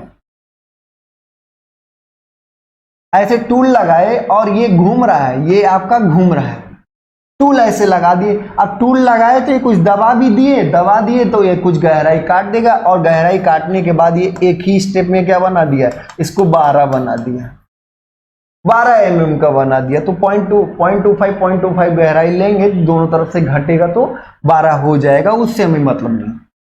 is being reduce to a diameter of 12 mm by turning operation. ठीक है, टर्निंग में डायमीटर रिड्यूस होता है, ठीक है। The lathe spindle rotate at n equal to 400। Lathe spindle जो रोटेट कर रहा, तो यहां जो चक है, स्पेंडल पर ही चक बैठा, तो एक तरीके से चक जो है ये 400 आरपीएम से घूम रहा है। ये जो चक है ये 400, मतलब वो पीस 400 आरपीएम से घूम रहा है। कैलकुलेट द कटिंग स्पीड, ध्यान रखिए एक वर्क पीस है और यहां पर आप ऐसे अपना चाकू लिए बैठे हैं, मतलब ये आप टूल लगाए बैठे हैं, इसके सरफेस पर ऐसे छुआए बैठे हैं। ये कितने आरपीएम से घूम रहा है, 400 आरपीएम से। तो अब बताइए जब घूम रहा है 400 आरपीएम से ऐसे, तो बताइए यहां पर इस पेरीफेरी की जो वेलोसिटी होगी वही तो कटिंग वेलोसिटी होगी। यही जो कटने वाला है उसकी क्या वेलोसिटी है, ये काटने वाला स्टेशनरी, जो कटने वाला उसकी वेलोसिटी, रिलेटिव वेलोसिटी कुल मिला के। तो जो कटने वाला पॉइंट है उसकी वेलोसिटी क्या होगी, तो आप कुल मिला के इसके सरफेस की वेलोसिटी निकाल लो, बस इसकी पेरीफेरी के किसी एक पॉइंट की वेलोसिटी निकाल लो, वही तो होगा। तो पेरीफेरी के किसी एक पॉइंट की वेलोसिटी, मतलब यहाँ पे कटिंग वेलोसिटी, और कटिंग वेलोसिटी क्या है, आर ओमेगा, और आर ओमेगा दिया है लेकिन आरपीएम में दिया है, तो आर को लिख सकते हैं d/2 और इसको लिख सकते हैं 2πn/60। अब इसी को काट देंगे तो यही आता है πdn/60। किस में आएगा, मीटर पर सेकंड। लेकिन अगर मिनट में चाहिए तो मिनट में आप 60 से गुणा करें। अरे भाई एक सेकंड में जो आपकी वेलोसिटी होगी उसका 60 गुना मिनट में होगी, तो πdn जब होगा 60 से गुणा कर देंगे तो ये आएगा मीटर पर मिनट, क्योंकि आंसर आपसे मीटर पर मिनट में पूछा गया इसीलिए हम ऐसा कर दिए। थोड़ा ये भी आपको ध्यान देने की जरूरत है। तो πdn/60 आप रटे भी रहे होंगे, पेरीफेरिक वेलोसिटी कुछ नहीं, आर ओमेगा ही है, आर ओमेगा ही πdn/60 है। वो मीटर पर सेकंड में है लेकिन आपको मीटर पर मिनट चाहिए, तो πdn, सिर्फ πdn। तो πdn को अब आगे बढ़ा लिए, पाई मालूम है, पाई क्या होता है, पाई रहने दो। डी कितना है, डायमीटर, तो 12 रखे कि 12.5, तो 12.5 रखिए ओरिजिनल वाला। वैसे इससे कोई बहुत ज्यादा फर्क नहीं, लेकिन ये mm में तो 10⁻³ जरूर करना पड़ेगा। mm में है तो 10 की पावर -3 और यहां से क्या हो गया 400। n क्या d का मान इतना, n का मान इतना, ठीक है। तो पाई 12 ये, तो अब यहां पे आप देखेंगे ये 0.4 कर लो, ये काट दो 0.4 कर लो, तो 12 चौक 48, 12 चौक 48, तो 5 5 पाई 5 15 के आसपास आंसर आएगा। ये आपका सी पार्ट। नहीं समझ में आया? अरे 12.5 का 4.4 करोगे तो ये 5 आ जाएगा। 5 पाई तो 15 पाई का मान 3.14 ना। नहीं समझ में आया? 12.5 का 4 उससे 0.4 कर लो, ये 0.4 है, तो 12 चौक 48 और 5 चौक 20, तो 48 2 50 ही तो हुआ भैया। ये 50 और ये क्या है 50, वो दशमलव हटाएगा 5 आ जाएगा। 5 पाई का मान 3.14, तो ये 3.14 रखेंगे और 5 15 14 पंचे 70 हो गया। लो 15.7 metre per minute, 15.7 metre per minute है, मीटर पर मिनट है, ध्यान रखिएगा। यूनिट बहुत इंपॉर्टेंट। कितना आसान था यार। ऐसे चाकू लगाओगे, ऐसे काट रहे हो, चाकू लगाओगे तो इस चाकू पे कटने की वेलोसिटी क्या होगी? कटने की वेलोसिटी क्या होगी? πd/60, πd/60 मीटर पर second, πdn equal to πdn क्या होगा? Metre per minute. आगे बढ़ते हैं। इन पावर ट्रांसमिशन सेट, एक साइड से दूसरे साइड में power transmission set, if the polar moment of inertia, polar moment मतलब जे, मोमेंट ऑफ इनर्शिया को डबल कर दे, तो जो अगला वाला होगा वो 2 टाइम्स ऑफ जे हो गया, बस कुछ नहीं। जो जे डैश जो नया वाला होगा वो 2 टाइम्स ऑफ जे है। दैट इज डबल्ड का मतलब कि अब जो होगा वो डबल होगा। व्हाट इज द, कैसे हुआ? डायमीटर घटाए बढ़ाए, हमें उससे नहीं मतलब है भाई, हमें मतलब कि अब डबल हो गया बस। What is the torque required to produce the same angle of twist, तो आप ध्यान रखिएगा tau by R equal to T by J equal to G theta by L. अरे बहुत पहले पढ़ा था यार टॉर्सन फार्मूला, तो थीटा क्या होता है? T L by G J, TL by G J. अरे यही दोनों ले लो यार, वही बात है। TL बाई जी जे। जी क्या है? रेडियस, क्या है? Modulus of rigidity. L length है, क्या लेंथ बदल गई? नहीं। G बदल गया? नहीं। जे सारा डबल हो गया, जे डबल हो गया, तो सेम अगर थीटा चाहिए तो इसको भी डबल करना पड़ेगा। तो आपको अगर सेम एंगल चाहिए to produce same angle of twist, तो उस केस में आपका क्या होगा? Torque, what is the torque required? Torque required को ओरिजिनल वैल्यू से डबल करना पड़ेगा। वैसे भी यार अनेक तरीके से नहीं कर सकते थे, बहुत बेवकूफ तरीके से भी क्वेश्चन करोगे तो हो जाएगा। Sir polar moment of inertia double कर दियो तो डायमीटर बढ़ाए होंगे। अब कोई भी एक शाफ्ट था, इसका डायमीटर या कुछ भी करके इसको मोटा करके पोलर मोमेंट ऑफ इनर्शिया बढ़ा दिया। अब इसको ऐंठना है और इसको ऐंठना, सेम ऐंठना है। ये इंटरमीडिएट वाला छात्र बताएगा, दोनों को इसको ऐंठना, इसको भी ऐंठना है। ये मोटा है, ये क्या है? मोटा है। तो अब बताइए किसको ऐंठने में ज्यादा लगेगा? ये पतला है, किसको ऐंठने में ज्यादा टॉर्क लगाना पड़ेगा? मोटके को ऐंठने में, मोटके को ऐंठने में क्या होगा? ज्यादा बल लगाना पड़े, ज्यादा टॉर्क लगाना पड़ेगा। तो क्या 1/4 कम लगाना पड़ेगा? नहीं, 1/4 नहीं, आधा नहीं, समान भी नहीं, बढ़ेगा ही। तो इस आंसर में डबल एक ही बार ऑप्शन ही है, बढ़ने वाला एक ही ऑप्शन ही है। वो डबल तो एक्यूरेट, अगर आप एग्जैक्ट एनालिसिस जाते हैं तो दूसरा का बस केवल इंटर वाला ये बताएगा ज्यादा लगेगा भैया, दोबारा हमें ज्यादा लगाना। तो 1/4 ऑप्शन था, आधा था, समान था, ज्यादा वाला, ज्यादा डबल वाला ही तो है, डबल लगा देते। डबल वैसे भी समझ गए होंगे, जब आप जे को डबल करेंगे तो सेम एंगल ऑफ ट्विस्ट के लिए टी को डबल करना पड़ेगा ही करेगा। चलिए आगे बढ़ते हैं। For 2 rubber bands, 2 rubber bands है, 2 rubber bands of identical free length. तो एक रबर बैंड आपके पास है, एक दूसरा रबर बैंड है, दोनों का फ्री लेंथ क्या है? आइडेंटिकल। ठीक है, ये 1 है और ये क्या है? 2 है। बहुत शानदार क्वेश्चन है, बहुत अच्छा क्वेश्चन है। सारे क्वेश्चंस में से एक अलग तरीके से पूछा गया, बस घबरा जाने से नहीं होता, मैकेनिक्स से ही सारा पेपर सॉल्व कर दिए हम। ठीक है, 2 rubber bands of identical free length, the first rubber band x tends 60 mm under the force of 300 Newton. तो इस पे 300 न्यूटन का बल लगाए और ये खींचा कितना, 60 mm खींच गया। और दूसरे पे क्या लगाए, सेकेंड रबड़ पे 200 न्यूटन का कितने बल लगाए, 200 न्यूटन का बल लगाए और ये खींचा कितना, 20 mm खींच गया। 200 न्यूटन का बल लगाए, 20 mm खींच गया, ठीक है। When both rubber bands are parallel together, अब दोनों रबर बैंड्स को हम पैरेलल कर दिए, अब खींचे। तो अब बताइए ध्यान से, ये फोर्स, ये डिफॉर्मेशन, तो इसका अगर K निकालना चाहे तो K क्या होगा, F/डेल्टा। अगर इसका हम स्टिफनेस निकालना चाहें तो स्टिफनेस से ही आप एडिशन सीखे होंगे पैरेलल के केस में, जो K इक्विवेलेंट होता है पैरेलल के केस में। और भी डिटेल में बताएंगे यार कि पैरेलल में डिफॉर्मेशन सेम होता है और जो लोड का समेशन होता है वो ओरिजिनल लोड के बराबर होता है। तो खैर K1 प्लस K2 होता है, K इक्विवेलेंट जो होता है K1 प्लस K2, किस केस में, पैरेलल के केस में। यही कैपेसिटेंस का एडिशन होता है और यही आपका सीरीज कनेक्शन में रेजिस्टर्स के कनेक्शन होता है। तो खैर चलिए, कोई उससे बहुत ज्यादा नहीं, 300 लगाए 60 है, तो इसका मतलब यहाँ पे कितना आएगा, 5 न्यूटन पर mm। अरे 5, अरे भाई अरे कैसे आ गया गुरुजी, आप तो एकदम रट के मार देते हो। अरे रटे नहीं है यार, कोई क्वेश्चन ऐसा नहीं है कि बहुत पहले से करके आए हैं, ठीक है, आप भी के सामने कर रहे हैं। तो K1 जो आएगा F1/300 बटे 60 न्यूटन पर mm। तो 3 6 5 30 पहाड़ा याद था हमें, न्यूटन, ये बहुत पहले बचपन में रटे थे, ये रट के आए थे। ऐसे इसका K2 क्या होगा, 200/20, कितना आएगा, 10 न्यूटन पर mm। ये 5 और ये 10 जुड़ने के बाद ये कितना आएगा, 15 न्यूटन पर mm। अब के इक्विवेलेंट जो होगा वो क्या होगा, 15, जब आप पैरेलल, तो देखिए when the both rubber bands are parallel together, ये बात है parallel together, the applied force अब कितना लगाया हो, 60, अप्लाइड फोर्स आपने क्या लगाया, 60।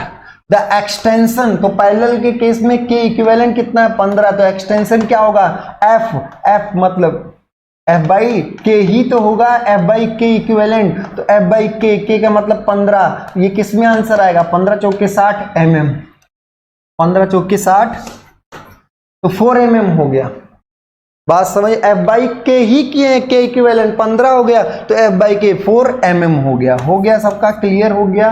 कितना आसान क्वेश्चन था, नोट कर लीजिए, सब लोग देख लीजिए एक बार, बहुत आसान। तो K1 निकाला, K2 निकाला, सीरीज पैरेलल के केस में दोनों ऐड होते हैं, सीरीज में 1/K equivalent equal to 1/K1 plus 1/K2 and so on, ऐसे होते जितने भी होते, 2-3 के बजाय 4-5 रबड़ भी लग सकता था। आगे चलिए, द फोर्स एक्सपीरियंस बाई की, किस पर फोकस है, की, ताला चाबी वाला नहीं है। फोर्स एक्सपीरियंस मतलब अनुभव किया जाए by a key in a gear train for power transmission. तो अब ध्यान दीजिए, ये गियर है, दातें ऊपर होंगी, जल्दी से गियर टर्मिनोलॉजी होने वाला है, कराते हैं। ये आपका ये हब है, ये गियर का क्या है, हब है, और इसी में आपका की घुसा पड़ा है ऐसे, और एक्चुअल में थोड़ा लंबा भी होगा, तो ऐसे की। अब इसको ऐसे घुसाए हुए हैं, इसमें ये गियर है और इसमें की क्या है, इंसर्टेड है। ये गियर है और इसमें की आपका क्या है, इंसर्टेड है। बात समझ में आ गई सबको। अब हम इस गियर को घुमाए, जब गियर को घुमाए तो ये जो की है, ये की एक्चुअल में ऐसे बड़ी सी है, ये ऐसे की है। तो जब हम घुमाए तो इस आधे वाले पोर्शन को ये ऐसे दाब दिया, आधे वाले पोर्शन को, आधे, क्योंकि आधा आपका कहीं और जुड़ा होगा, ये गियर है, आधा कहाँ होगा, शाफ्ट में घुसा पड़ा होगा, ये शाफ्ट भी है। तो जब आप घुमाए तो ये सिर्फ आधे पोर्शन, नीचे वाले आधे नहीं, ऊपर वाले आधे पोर्शन को इसने दाब दिया, ऊपर वाले इस आधे पोर्शन को इसने दाब दिया। अब जब दबाया तो अब बताइए, उधर उसके उल्टे इसके नीचे वाले पे आधे पोर्शन पर शाफ्ट रोकेगा। यहां जब आप इसको दाबे तो शाफ्ट यहां रोक लिया, ये ऐसे रोक लिया, ऐसे दबाए, ऐसे रोक लिया, तो बताइए ये क्या करना चाहेगा? ये कहेगा इससे कि आधा आधा सरक जाओ। ऐसे यहां पर ये इस सरफेस से ऐसे ये सरक के आधा आधा क्या हो, आधा आधा ऐसे जब आप इधर दाब दिए ऐसे और ये ऐसे रजिस्ट किया तो ये क्या कहेगा कि आधे आधे पर से सरक जाओ। एक पॉसिबिलिटी तो ये है कि आधे पर से क्या हो, ये सरक जाए। तो ये आधे पर ये इसको यहां पर ये इसको यहां पर क्या करना चाह रहा है, स्लाइड कराना चाह रहा है, तो शियर होगा। और क्या इसको ये अगर इस शियर में कहा नहीं, नहीं हम शियर में बहुत मजबूत हैं यार, हम शियर में बहुत मजबूत हैं, तो अब बताओ शियर में अगर मजबूत है ये, तो जब इसको दाब रहे हो इसको दाब रहे हो तो इसको ये क्या करना चाहे, चपा देगा, दबा देना चाहेगा, इसको कुछ ऐसे चपनी करना चाहेगा, दब जाओ पतले ऐसे हो कि थोड़ा फैल जाओ उधर ऊपर की तरफ, तो इसको ये दबा देना चाहेगा कि नहीं? तो दबा देने का मतलब क्या क्या आएगा, शियर और कंप्रेसिव, शियर और कंप्रेशन। कंप्रेशन को आप क्रशिंग भी बोल सकते हैं। अरे टेंसाइल, की में टेंसाइल, अरे कभी हो ही नहीं सकता की में कोई टेंसाइल का कॉन्सेप्ट नहीं है। शियर फोर्स हाँ ओके है, पर शियर एंड क्रशिंग ज्यादा ओके, ठीक है। और कोई इसको कोई ऐठना नहीं चाहता यार, इसको कोई ऐठना, बेंडिंग आते हैं ऊपर के सरफेस को हम निगलेक्ट मानते हैं, तो यहां पे क्या होगा, शियर एंड क्रशिंग। क्लियर हो गया ना, सबको दिख रहा होगा सब कुछ कि कैसे क्रश कैसे शियर। अगला, which of the following phase of steel is not जो नहीं है वही सही है। तो सर फेराइट, सीमेंटाइट, ऑस्टेनाइट होता है आयरन कार्बन इक्विलिब्रियम डायग्राम में, फेराइट, सीमेंटाइट और ऑस्टेनाइट होता है, मार्टेनसाइट नहीं होता। मार्टेनसाइट आपने ट्रिपल टी डायग्राम में पढ़ा होगा, हीट ट्रीटमेंट के केस में हार्डेस्ट फेज ऑफ स्टील होगा, तो मार्टेनसाइट सबसे हार्डेस्ट फेज ऑफ स्टील है, तो मार्टेनसाइट आपके आयरन कार्बन इक्विलिब्रियम डायग्राम में नहीं होता, और जो नहीं होता वही सही है, जो नहीं होता वही क्या है, सही। बहुत शानदार क्वेश्चन, बहुत आसान भी है और बहुत शानदार क्वेश्चन, बहुत, बस 4 ही 5 क्वेश्चन और बचे हैं आगे। तो आप सब लोग इसको सारे क्वेश्चन को करेंगे, खूब मेहनत से करेंगे, और हमारे यहाँ से निवेदन भी है और आदेश भी है कि आप सब लोग मैक्सिमम लोगों में इसको शेयर करें, मैक्सिमम लोगों में फैलाएं। सारे क्वेश्चन का हमने अच्छे ढंग से आपको सोल्यूशन देने की कोशिश की है। अगर तब भी कोई डाउट है तो आप हमसे टेलीग्राम चैनल पर आ सकते हैं, जो डिस्क्रिप्शन बॉक्स में दिया हुआ है, टेलीग्राम चैनल पे क्वेश्चंस पूछ सकते हैं, या फिर गिरजेश तिवारी लर्निंग पॉइंट से किसी भी प्लेटफॉर्म पर आप जुड़ सकते हैं, चाहे टेलीग्राम, इंस्टाग्राम, चाहे फेसबुक, हर जगह गिरजेश तिवारी लर्निंग पॉइंट को आपको, अगर ये चैनल सब्सक्राइब नहीं किए हैं तो जिम्मेदारी है कि सब्सक्राइब कर लीजिए, सब लोग सब्सक्राइब कर लिए। सारे क्वेश्चन को हमने बहुत अच्छे ढंग से किया, तो थोड़ा आप भी मेहनत करें और लोगों में शेयर करें, ये आपकी जिम्मेदारी बनती है। आगे, opinion having 20 degree full depth involute, 20 degree full depth, 20 degree का मतलब कि प्रेशर एंगल क्या है, 20 डिग्री प्रेशर एंगल, और पूरी प्रोफाइल आपकी इनवॉल्यूट है, पूरी प्रोफाइल, कंपोजिट सिस्टम भी होता है, स्टेप इनवॉल्यूट भी होता है, पर हाँ पूरी प्रोफाइल, जो प्रोफाइल है ये क्या है, फुल डेप्थ, पूरी प्रोफाइल इनवॉल्यूट है, ये पूरी क्या है, इनवॉल्यूट है, ठीक है। पिनियन हैज 19 टीथ, तो पिनियन हैज क्या है, 19 टीथ। जो पिनियन है उसमें कितने टीथ हैं, T pinion equal to 19, and meshing gear has 13, तो जो आपका गियर है उसमें क्या है, 37 टीथ। मॉड्यूल जो दिया है, मॉड्यूल दिया है क्या, 5 mm, ध्यान रखिए मॉड्यूल, पिनियन गियर नहीं बोलना है, गियर और पिनियन दोनों का मॉड्यूल सेम होता है, 2 मेसिंग गियर के मॉड्यूल जरूर सेम होंगे, प्रेशर एंगल जरूर सेम होंगे, ठीक है। The centre distance between the gear pair, तो सेंटर डिस्टेंस सर एक पिनियन था और एक बड़ा सा गियर था, इसका यहाँ सेंटर, इसका यहाँ सेंटर, तो ये सेंटर से सेंटर, चलो नाप लेते हैं, चलो फीता लेके आओ सब लोग जल्दी से, फीता लेके आए, अरे सर फीता कहाँ लाए, कहाँ बनाए, गियर तो खरीद ही नहीं पा रहे हैं, फीता क्या खरीदेंगे, तो R1 और ये R2, तो यहाँ पे सेंटर डिस्टेंस आप कहोगे सर R1 प्लस R2, बस, और क्या, R1 प्लस R1 कैसे निकले, R1 कैसे निकले दिमाग में, तो module equal to D by T होता है, डी बाई टी होता है, तो 2R बाई टी होता है, module equal to 2R by T, तो R इक्वल टू क्या होता है, mt by 2, R equal to mt by 2, R equal to mt by 2, तो सेंटर डिस्टेंस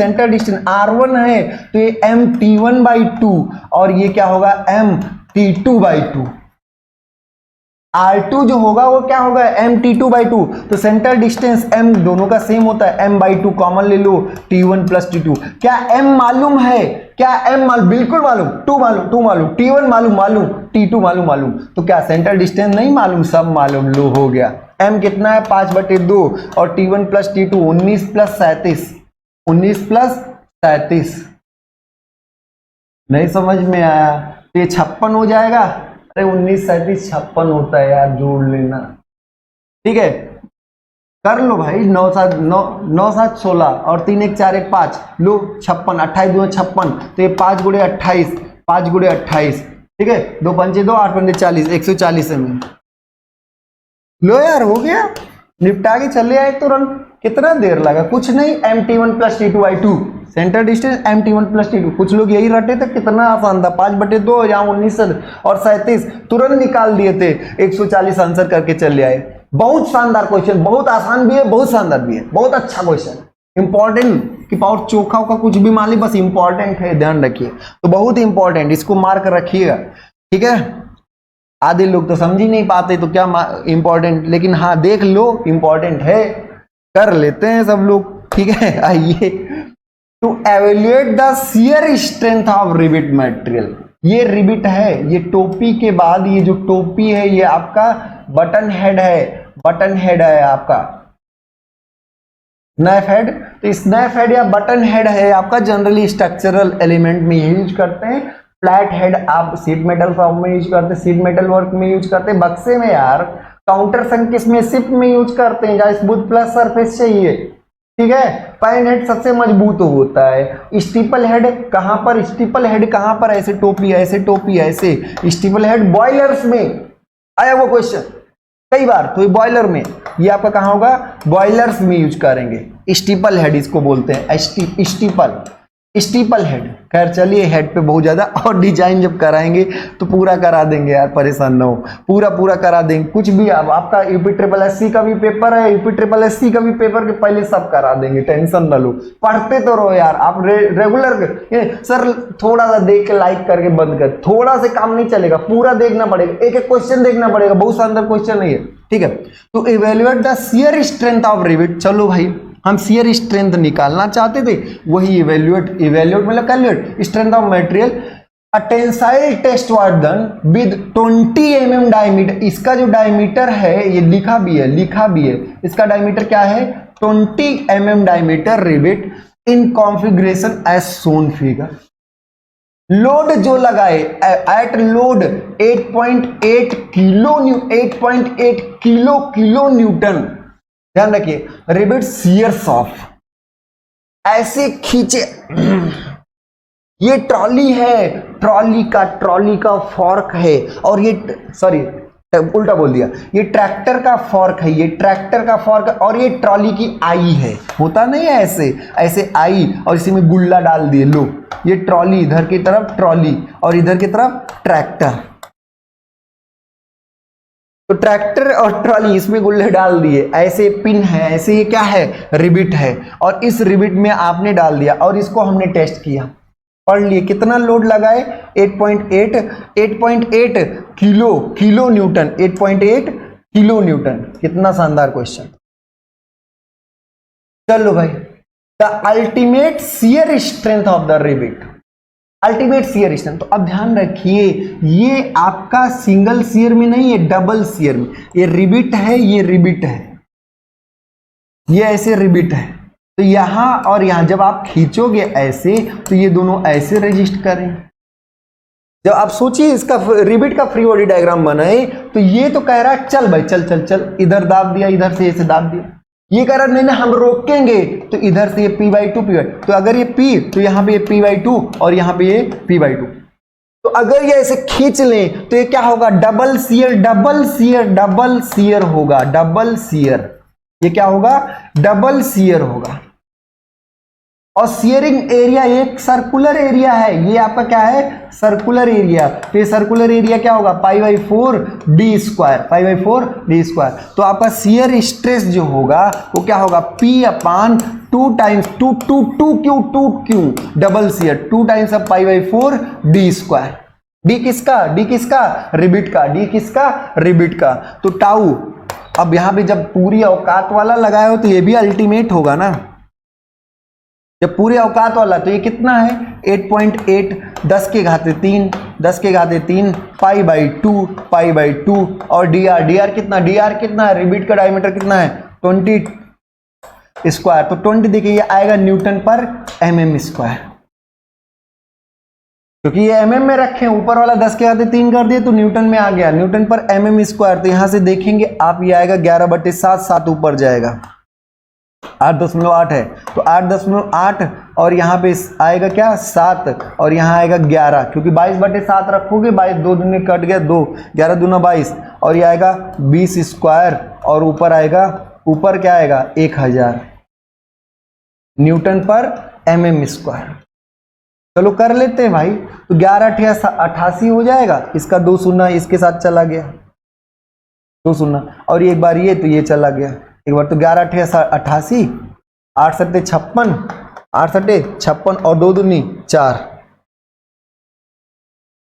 ये क्या होगा न्यूटन पर mm स्क्वायर ही मेगा पास्कल, तो 14 चौके 56, 14 मेगा पास्कल, 14 मेगा पास्कल लो, 14 मेगा पास्कल। कैसे, अरे 1 2 3 है तो इसको 2 शून्य से तो 2 कट गया, यहाँ दशमलव हटाए तो 1 शून्य चला गया, तो 88, तो 11×8 = 88, 7 8 56, 56/2 दूनी 4, 14 चौकी 56, आंसर हो गया। आगे बढ़ते हैं यार, क्या दिक्कत है। The load on ball bearing is reduce to 1/3, तो आपको बता दें the life of bearing would, तो L10 जो होता है वो C/P⁴ होता है। लाइफ ऑफ बियरिंग जो होता है इतने मिलियन रेवोल्यूशन होता है, इतने में। और C क्या है, dynamic load rating, dynamic load rating और ये क्या है, इक्विवेलेंट डायनेमिक लोड, ये क्या है इक्विवेलेंट डायनेमिक लोड। तो जो आपका लाइफ ऑफ बियरिंग होता है C/P⁴ होता है इतने मिलियन रेवोल्यूशन। C क्या है, डायनेमिक लोड रेटिंग और P क्या है, इक्विवेलेंट डायनेमिक लोड। और बॉल बियरिंग के केस में n का मान 3 होता है, रोलर के केस में n का मान 10/3 होता है। तो यहाँ पे अगर हम बॉल बियरिंग की बात कर दिए, बॉल बियरिंग जैसे बॉल बियरिंग बोले, लिखा हुआ है the load on ball bearing लिखा हुआ है, तो लोड ऑन बॉल बियरिंग तो C/P⁴ नहीं 3, तो लोड को अगर आधा कर दे, लोड को क्या कर दे आधा, जब लोड आधा कर दोगे लाइफ बढ़ जाएगी। तो जब इसको, खैर यहाँ आधा नहीं लिखा हुआ है, यहाँ कुछ और लिखा हुआ है, देखते हैं। जनरल नहीं बताना है, क्वेश्चन पढ़ के करना है, क्वेश्चन पढ़। The load is reduced to 1/3। अब जो नया वाला लोड है वो क्या है, पहले P था, जो P' है वो P/3 है, P' है जो P/3 है, पहले P था, P' हो गया P/3, तो 1/3 कर दिया जाए, 1/3 कर दिया है, तो लाइफ ऑफ बियरिंग तो P/3 और 3 ऊपर जाए, 3 3 9 27 गुना, तो लाइफ उस समय क्या होगी 27 गुना बढ़ जाएगी। बात समझ में आ गया। तो जब बॉल बियरिंग में लोड को आधा करते हैं तो लाइफ 8 गुना बढ़ जाती है, 8 गुना खैर ऑप्शन नहीं है, 8 गुना बढ़ जाती है। और जब लोड को हम 1/3 कर देते हैं तो आपका लाइफ 27 गुना बढ़ जाता है। ठीक है, आगे बढ़ते हैं। बहुत इंपॉर्टेंट और बहुत ही आसान क्वेश्चन, बहुत ही इंपॉर्टेंट और बहुत ही आसान क्वेश्चन। कई लोग को ये समझ में नहीं आता लेकिन हम कर लेते हैं। चलो भाई, तो इन अ मशीन, ठीक है, इफ एमए का मतलब क्या है, मास्टर ऑफ आर्ट्स नहीं, MA is mechanical advantage. Mechanical advantage मतलब क्या है, यांत्रिक लाभ। मैकेनिकल एडवांटेज इज एमए, ठीक है। एंड वी आर इज द वेलोसिटी रेशियो, और एटा इज द इफिशियंसी। तो एटा इज द इफिशियंसी हर समय दिमाग में हमारे होता है सर, आउटपुट वर्क जो काम का है, और इनपुट इफर्ट। आउटपुट वर्क और नीचे क्या होगा, इनपुट इफर्ट। कितना आपने काम किया तभी तो इफिशियंसी, ज्यादा वर्क एनर्जी लगाए। और प्रोडक्टिविटी इसी का थोड़ा सा, प्रोडक्शन के केस में हमेशा ये 1 होना चाहिए, तो खैर 1 से अधिक होना चाहिए। ठीक है, output work upon input effort. अब ध्यान से, सबको हम बहुत ध्यान से, तो लोड लिफ्टिंग मशीन्स जो है, चाहे वो आपका स्क्रू जैक हो, चाहे आपका लीवर हो, ये सब लिफ्टिंग है, चाहे आप हाइड्रोलिक पंप हो, तो लिफ्टिंग मशीन्स जो होती है उसमें ये सब टर्म ज्यादा वैलिड होती है। मैकेनिकल एडवांटेज, तो सर मैकेनिकल एडवांटेज जो है कि हमने 5 न्यूटन लगाया और 50 न्यूटन उठ गया, 5 न्यूटन लगाया तो 50 न्यूटन उठ गया, तो आपका क्या होगा, इफर्ट, और ये क्या है, लोड। यांत्रिक लाभ क्या हुआ भाई, लीवर द्वारा ऐसे उठा रहे थे, तो लीवर से यांत्रिक लाभ, अगर 10 किलो लगा के 10 किलो न्यूटन भी उठाए तो कोई लाभ नहीं, लाभ क्या है, ज्यादा लोड उठाओ कम प्रयास से। तो ये mechanical advantage load upon effort है। और वेलोसिटी रेशियो क्या है सर, वेलोसिटी रेशियो जो है ना, वेलोसिटी रेशियो क्या है, distance travelled by load, distance travelled by load, load कितना डिस्टेंस ट्रेवल किया, और to the distance travelled bye,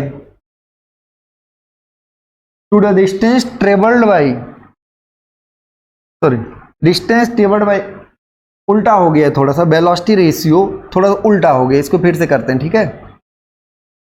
velocity ratio जो आपका होगा, वेलोसिटी रेशियो जैसे आपने थोड़ा सा घुमाया स्क्रू जैक को, तो आपका लोड कितना उठा, तो कुछ दूर तो गया होगा, तो जो वेलोसिटी रेशियो है वो क्या है, distance moved by effort, distance moved by effort. थोड़ा उल्टा हो गया था, उसको ध्यान रखिएगा, करेक्शन कर लीजिए।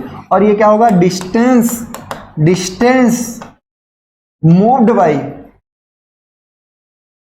लोड, कितना इफर्ट मूव किया और कितना आपका लोड आपका मूव किया। जैसे स्क्रू जैक में ही है, ये स्क्रू जैक यहां पर बना लेते हैं, यहीं पे बना लेते हैं, एक ऐसे लगा, तो यहां इफर्ट लगाओगे और यहां लोड उठेगा। जो इफर्ट को घुमा रहे हो और लोड ऊपर जा रहा है, लोड धीरे धीरे जा रहा है, ऊपर जा रहा है, तो अब मान लीजिए कि इसके द्वारा, इस इफर्ट द्वारा कितना डिस्टेंस मूव किया गया और लोड द्वारा कितना डिस्टेंस मूव किया गया। तो distance move by effort to the distance move by load, ये डेफिनेशन है, ध्यान रखिए, कोई दिक्कत नहीं। तो डिस्टेंस मूव बाय इफर्ट मान लीजिए हमने एक्स मान लिया, और ये मान लीजिए वाई मान लिया आपने। अब बताइए आउटपुट वर्क क्या होगा, आउटपुट वर्क क्या मिला सर, डब्ल्यू लोड आपका उठ गया, कितना उठ गया, वाई उठ गया। तो जो आउटपुट वर्क होगा वो डब्ल्यू लोड कितना उठा इंटू वाई। अरे भाई डब्ल्यू लोड वाई उठा तो काम कितना किए, डब्ल्यू इंटू वाई। और इफर्ट, तो इफर्ट मान लीजिए एफ है, इफर्ट आपका क्या है, इफर्ट, तो डब्ल्यू ए अपॉन एफ मान लो, ठीक है। तो इफर्ट अब कितना इनपुट किए, तो इफर्ट को एक्स मूव कराए, इफर्ट को कितना मूव कराए, एक्स मूव कराए। इतना आपने इनपुट वर्क दिया, इतना आपने क्या दिया, इनपुट वर्क दिया। आउटपुट वर्क है ये, और ये क्या है, इनपुट वर्क, यही तो इफिशियंसी होगी। तो अब यहां से आप देखें तो ये W बाई एफ अलग हो जाएगा, और यहां से आप देखेंगे तो ये Y बाई एक्स। तो W बाई एफ क्या है, मैकेनिकल एडवांटेज, और Y बाई एक्स क्या है, Y बाई एक्स क्या है, वेलोसिटी रेशियो का इनवर्स। Y बाई एक्स जो है वो वेलोसिटी रेशियो क्या है, इनवर्स, ये डिफाइंड है, तो ध्यान रखिएगा। वेलोसिटी रेशियो क्या है, distance moved by effort to the distance moved by load. तो आपका इफिशियंसी जो आ गया, वो इफिशियंसी क्या आया, इफिशियंसी क्या आया, efficiency equal to mechanical advantage upon velocity ratio, efficiency equal to mechanical advantage upon velocity ratio. Ideal machine के लिए इफिशियंसी 100% होती है, मैकेनिकल एडवांटेज वेलोसिटी रेशियो के बराबर होता है। मैकेनिकल एडवांटेज वेलोसिटी रेशियो के बराबर कब होता है, आइडियल मशीन के केस में। नॉन आइडियल मशीन्स में इफिशियंसी हमेशा कम होती है, और इफिशियंसी जब कम होगी तो मैकेनिकल एडवांटेज वेलोसिटी रेशियो से थोड़ा कम होगा। आइडियल मशीन्स के लिए मैकेनिकल एडवांटेज और velocity ratio same, non ideal machines के लिए mechanical advantage is less than velocity ratio. याद रहेगा ना ये, कर लीजिए, नोट कर लीजिए, सब लोग नोट कर लीजिए इसको। हाँ ध्यान रखिए, इसका सॉल्यूशन जो हो रहा है इसका पीडीएफ हम टेलीग्राम चैनल पर भी डाल देंगे। तो अगर आप नोट नहीं कर पा रहे हैं तो हमारे टेलीग्राम चैनल से आप इसके पीडीएफ को ले सकते हैं। हाँ हो सकता है पीडीएफ डालने में 2-3 दिन लग जाए, तो ध्यान रखिए। तो इसको आप सब लोग नोट कर सकते हैं। वीडियोज पूरा देखिए, पॉज करके देखिए, चाहे से सॉल्यूशन बहुत शानदार है, सारे क्वेश्चन आपके मैकेनिक्स बेस्ड ही हैं। आगे बहुत अच्छा क्वेश्चन, चलिए भाई, इतना शानदार क्वेश्चन, इतना आसान भी है पर समझ में नहीं आता, आसान भी है और समझ में नहीं आता। तो खैर चलिए, in finish turning of 40 mm diameter job in a lathe. तो कोई एक 40 mm डायमीटर फिनिश कर रहे थे, रेगमार कर रहे थे 40 mm, ये आपका हो चुका है, बन चुका, काट पीट नहीं रहे, फिनिश टर्निंग है, इसकी बस सफाई। 40 mm diameter job on a lathe, the tangential cutting force, tangential, अब बताइए जो यहाँ पे आप टूल लगा रहे थे एकदम साफ सुथरा करने के चक्कर में, जो टूल लगाए, इसको जब ये छुएगा, जब इसको ये छुएगा, इस पर तुरंत बल लगेगा, तुरंत जैसे ये टच करे, आप खुद सोचिए, यूं कोई चीज घूम रहा है, ऐसे उंगली लगा दो तो क्या आपकी उंगली को तोड़ देना, नीचे की तरफ लगाना चाहेगा बल की नहीं, और आप उसमें घुस के आप उसको छीलना चाहोगे, दोनों बातें सही है। ये घूम रहा है, जैसे ही इसको आप शार्प एज लगाए तो इसने इस टूल को नीचे दबाया, और ये टेंजेंशियल फोर्स कितना है, 50 newton. Tangential cutting force, tangential cutting force equal to 50 newton. The spindle speed जो दिया, इसकी स्पीड जो दी है वो क्या है, स्पेंडल स्पीड, मतलब आप एक तरीके वर्कपीस की स्पीड ही मानिए, क्योंकि वो इसी पे फंसा। द पावर रिक्वायर्ड, तो ध्यान रखिए पावर जो होता है finally work upon time, work upon time, और हम आपको बताए होंगे यही चीज आता है फोर्स इनटू वेलोसिटी, इसी लेक्चर में कराए होंगे। तो फोर्स पता है, वेलोसिटी, अब इस सरफेस की वेलोसिटी क्या होगी, आर ओमेगा, हो गया आंसर यहीं से। Power equal to force into velocity, velocity equal to क्या लिखेंगे, आर ओमेगा, आर मालूम है, हाँ मालूम है, ओमेगा मालूम बिल्कुल। फोर्स कितना हुआ 50 न्यूटन, आर कितना है 40 का आधा, 40 का आधा तो 0.02 mm में था, इसलिए कि 20 होगा यार, 20, 40 का आधा 20/1000 करोगे, ओमेगा होगा 2 पाई n, n का मतलब क्या है 300/60, 2 पाई n/60, और ये गया 6 पंचे 30, 5 दूनी 10, क्या आया 500 गुणे 0.02 इंटू पाई, अरे यार 6 पंचे 30, 2 पंचे 10, और यहाँ शून्य आ गया तो 500 गुणे 2 शून्य, 5 दूनी 10, 10 पाई आ गया, लो हो गया 10 पाई क्या वाट, 10 पाई क्या वाट, 10 पाई क्या वाट। ध्यान रखिएगा, बहुत शानदार क्वेश्चन था, 10 पाई क्या वाट हो गया, लो आंसर हो गया, कोई दिक्कत नहीं। फोर्स इंटू वेलोसिटी क्या है भाई, फोर्स आपको दिया है, टेंजेंशियल फोर्स ये आपको दिया है, वेलोसिटी इस पॉइंट की क्या होगी सर, इस पॉइंट की वेलोसिटी आर ओमेगा होगी, इस पॉइंट की वेलोसिटी क्या होगी आर ओमेगा होगी, आर ओमेगा, आर मालूम ओमेगा मालूम, आंसर कर दिए, हो गया यार, आगे बढ़ते हैं। Maximum shear stress develop on a solid, maximum shear stress develop on surface of solid circular shaft under pure torsion is, तो जो टाउ मैक्स है ये आपका क्या है 240, कब 240, कब किसी एक प्योर टॉर्सन के केस में, कुछ और नहीं लग रहा, सिर्फ प्योर टॉर्सन।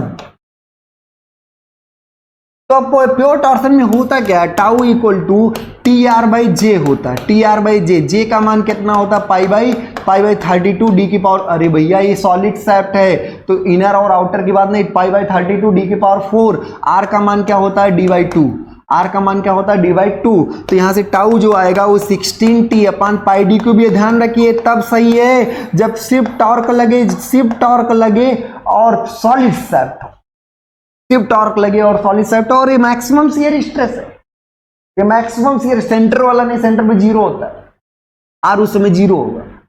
समझ में आ रही ना पूरी बात, तो रट्टू समझ के, तो 16T/πd3 ये आपका टाउ, और ये 16T/πd3 आपको दिया है, ये कितना दिया है 240 मेगापास्कल, ये आपको दिया है। Maximum shear stress develop in a surface of solid circular shaft under pure torsion is 240 megapascal. चलो भाई हो गया, जो बोले पढ़ लिए, समझ गए।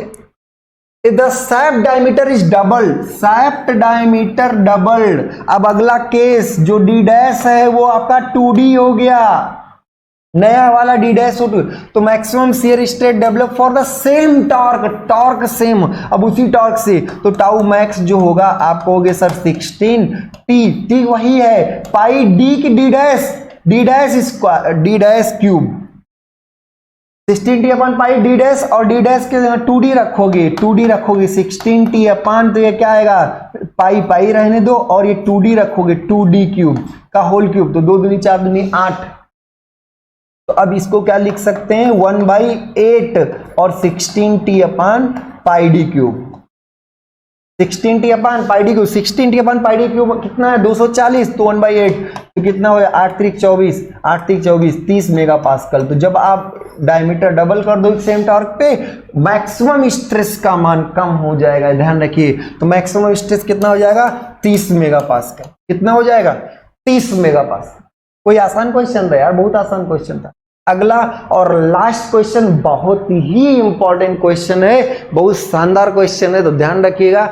अब इस वीडियो को सब लोग को अगर अभी तक शेयर नहीं किया, अभी सब्सक्राइब नहीं किया चैनल को, तो चैनल सब्सक्राइब करेंगे और सब लोगों में इसको शेयर करेंगे। आपकी जिम्मेदारी, सब लोग शेयर करेंगे इसको, जितने प्लेटफॉर्म पर आप शेयर कर सकते हैं, जितने लोगों में फैला सकते हैं सब लोगों में फैलाइए, ये हमारा रिक्वेस्ट भी है। और आप सब लोग को अगर फायदा हो रहा है, अगर पसंद आ रहा है तो लाइक भी करें, कमेंट भी करें। किसी भी क्वेश्चन में अगर कुछ डाउट भी है तो उसको भी कमेंट करें, पसंद आए तो भी कमेंट करें। कुछ तो भाई, अरे यार प्यार है तो इजहार करो, और क्या।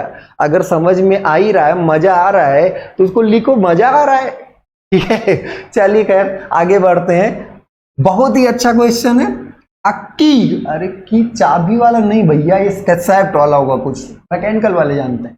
A key having square cross section, तो एक की जो है, जो की है आपका, वो की आपका square cross section, cross section इसका स्क्वायर, ये ए है तो ये ए है और ये एल है। तो खैर उसमें जो दिया है वही पढ़ के करेंगे, फालतू वाला अपने से नहीं, वो तुम्हें आता है, ठीक है। फिर से आता है। A key having square cross section square, side जो है वो d/4 है। साइड तो ये जैसे, अब दोनों बता देंगे, स्क्वायर है तो d/4, लेंथ एल, लेंथ क्या है एल है, लेंथ क्या है एल है। Is use to transmit torque T, is use to transmit torque T from the shaft of diameter. तो एक कोई शाफ्ट है, शाफ्ट में कीवे बना हुआ है, ये आपका की है और इस शाफ्ट का डायमीटर कितना है, इस शाफ्ट का डायमीटर डी है। तो शाफ्ट डायमीटर, अब इससे हमें टी टॉर्क ट्रांसमिट करना है to the hub of pulley, जो पुली इसके ऊपर लगने वाली है उसमें हमें टी टॉर्क ट्रांसमिट करना है। Assuming length of key be the equal to the thickness of pulley, तो जो थिकनेस ऑफ पुली है वही आपके पुली का, जो इसकी थिकनेस चौड़ाई, पुली की चौड़ाई जो है वो की का लेंथ है। तो यहां पे आपका कोई एक शाफ्ट लगाए, शाफ्ट में आपने की लगाया और की द्वारा किसको जोड़ा, की द्वारा किसको जोड़ा, हब सॉरी पुली को जोड़ा, शाफ्ट से पुली को हमने जोड़ा। तो आधा ये पुली में होगा, आधा किस में होगा, शाफ्ट में होगा। और यहां पर ये ध्यान रखिए जो आपकी पुली की चौड़ाई है वो पूरे पूरे की चौड़ाई है। तो assuming the length of key is equal to the thickness, यहां पे जो चौड़ाई एक तरीके से थिकनेस ऑफ द पुली, ठीक है, पूरी आपकी की लगी हुई है। The average shear stress developed in the key. अब आप सोचिए, बहुत आसान क्वेश्चन है, इसको आपने घुमाया ऐसे, इसको टी टॉर्क से घुमाया। जब टी टॉर्क से ऐसे घुमाए तो क्या ये की के इस सरफेस को धक्का मारेगा, क्या इस की के सरफेस को ऐसे धक्का मारेगा, बिल्कुल मारेगा। और की भी उसका उल्टा इसको धक्का मारेगी, की इसका उल्टा इसको धक्का मारेगी। बात समझ में आ रहा है ना। तो की उसका उल्टा इसको धक्का मारेगी। फिर से करते हैं, ये डायग्राम थोड़ा गड़बड़ हो गया था, फिर से बनाते हैं। तो उसका उल्टा जो है वो की भी इसको धक्का मारेगी, ऐसे की भी ऐसे धक्का मारेगी। आपने टी टॉर्क लगाया, अब मान लेते हैं ये बहुत गहराई ज्यादा नहीं मान रहे हैं, तो ये टी टॉर्क लगा है, ये पी लोड है, मान लीजिए क्या है, पी लोड है, तो इसको हम पेरीफेरी मान लेते हैं। तो इक्विलिब्रियम सिचुएशन में जो पी, अब इसके अबाउट नेट मोमेंट, तो P into D by two, अरे भाई ये दूरी क्या है, डी बाई टू, ये दूरी डी बाई टू, तो P into D by two he T होगा। तो यहां से P का जो फोर्स आएगा, जो फोर्स ऑन की आएगा, वही क्या होगा, 2T बाई डी। जो फोर्स ऑन की होगा वही क्या होगा, 2T बाई डी। अब ध्यान दीजिए, ऐसे की है, इसके आधे पर ऐसे बल लग रहा है, ऐसे बल लग रहा है, ऐसे बल लग रहा है, कितना बल लग रहा है, P, और इस P का मान क्या है, 2T बाई डी। अरे भाई ये ऐसे दाब रहा है ऐसे, तो आधे पर ये P बाई टू, सॉरी आधे पर आपका क्या लग रहा है, P लग रहा है, 2T बाई डी लग रहा है। अब आप शियर किसको कराना चाहोगे, शियर आप इसी वाले सरफेस को तो कराना चाहोगे,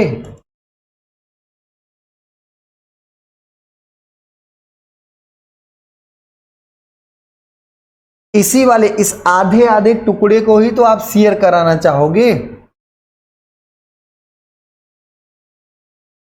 इस वाले टुकड़े को अगर आप शियर कराना चाहते हैं यहां पर ऐसे इसको, तो इसका एरिया कितना है, देख भाई हमें अगर बल पता हो तो शियर स्ट्रेस जो होगा वो फोर्स अपान एरिया होगा, शियर एरिया, फोर्स अपान शियर एरिया। फोर्स क्या है, फोर्स क्या है, 2T बाई डी, फोर्स क्या है, 2T बाई डी। तो शियर एरिया यही तो होगा, और शियर एरिया अगर देखें तो L into D by four, क्योंकि ये डी बाई फोर है, तो शियर एरिया यहां पर क्या होगा, L into D by four, D by four. तो अब यहां पे मान रख दीजिए, आंसर लीजिए, मान रखिए, आंसर लीजिए। तो मान क्या है, मान ये है 2T बाई डी, ये मान क्या है 2T बाई डी, और ये क्या है L into D by four, ये क्या है L into D by four. तो अब यहां से आप देखेंगे तो ये आएगा 8T अपान एल डी स्क्वायर। तो जो शियर स्ट्रेस है, शियर स्ट्रेस ऑन की, ये जो सरकाने का स्ट्रेस ऑन की है, ये क्या होगा 80 अपान एल डी स्क्वायर, 80 अपान एल डी स्क्वायर। ठीक है, तो हमने आप सब लोग को सारे क्वेश्चन इसरो के एक एक करके सारे क्वेश्चन सॉल्व करा दिए हैं। आप भी सारे पूरी वीडियो देखिएगा, और रिक्वेस्ट है आप सब लोग इसको मैक्सिमम लोगों में फैलाएंगे। इस वीडियो की आपकी पूरी जिम्मेदारी बनती है कि सारे क्वेश्चन बहुत ही अच्छे हैं, आपको हमने प्रॉपर तरीके से सॉल्व कराया है। जितना भी सॉल्यूशन है, इस सॉल्यूशंस को हम आपके टेलीग्राम चैनल पर, हमारा जो गिरजेश तिवारी लर्निंग पॉइंट का टेलीग्राम चैनल है, उसको आप सब लोग ज्वाइन कर लिए, सब्सक्राइब कर लीजिए, उस पर डाल देंगे, आप इसको डाउनलोड कर लीजिएगा सॉल्यूशन को भी। और अगर पसंद आए तो आप सब लोग इसको लाइक भी करें, सब्सक्राइब कर लें मेरा चैनल। आज के लिए इतना ही, बहुत बहुत धन्यवाद।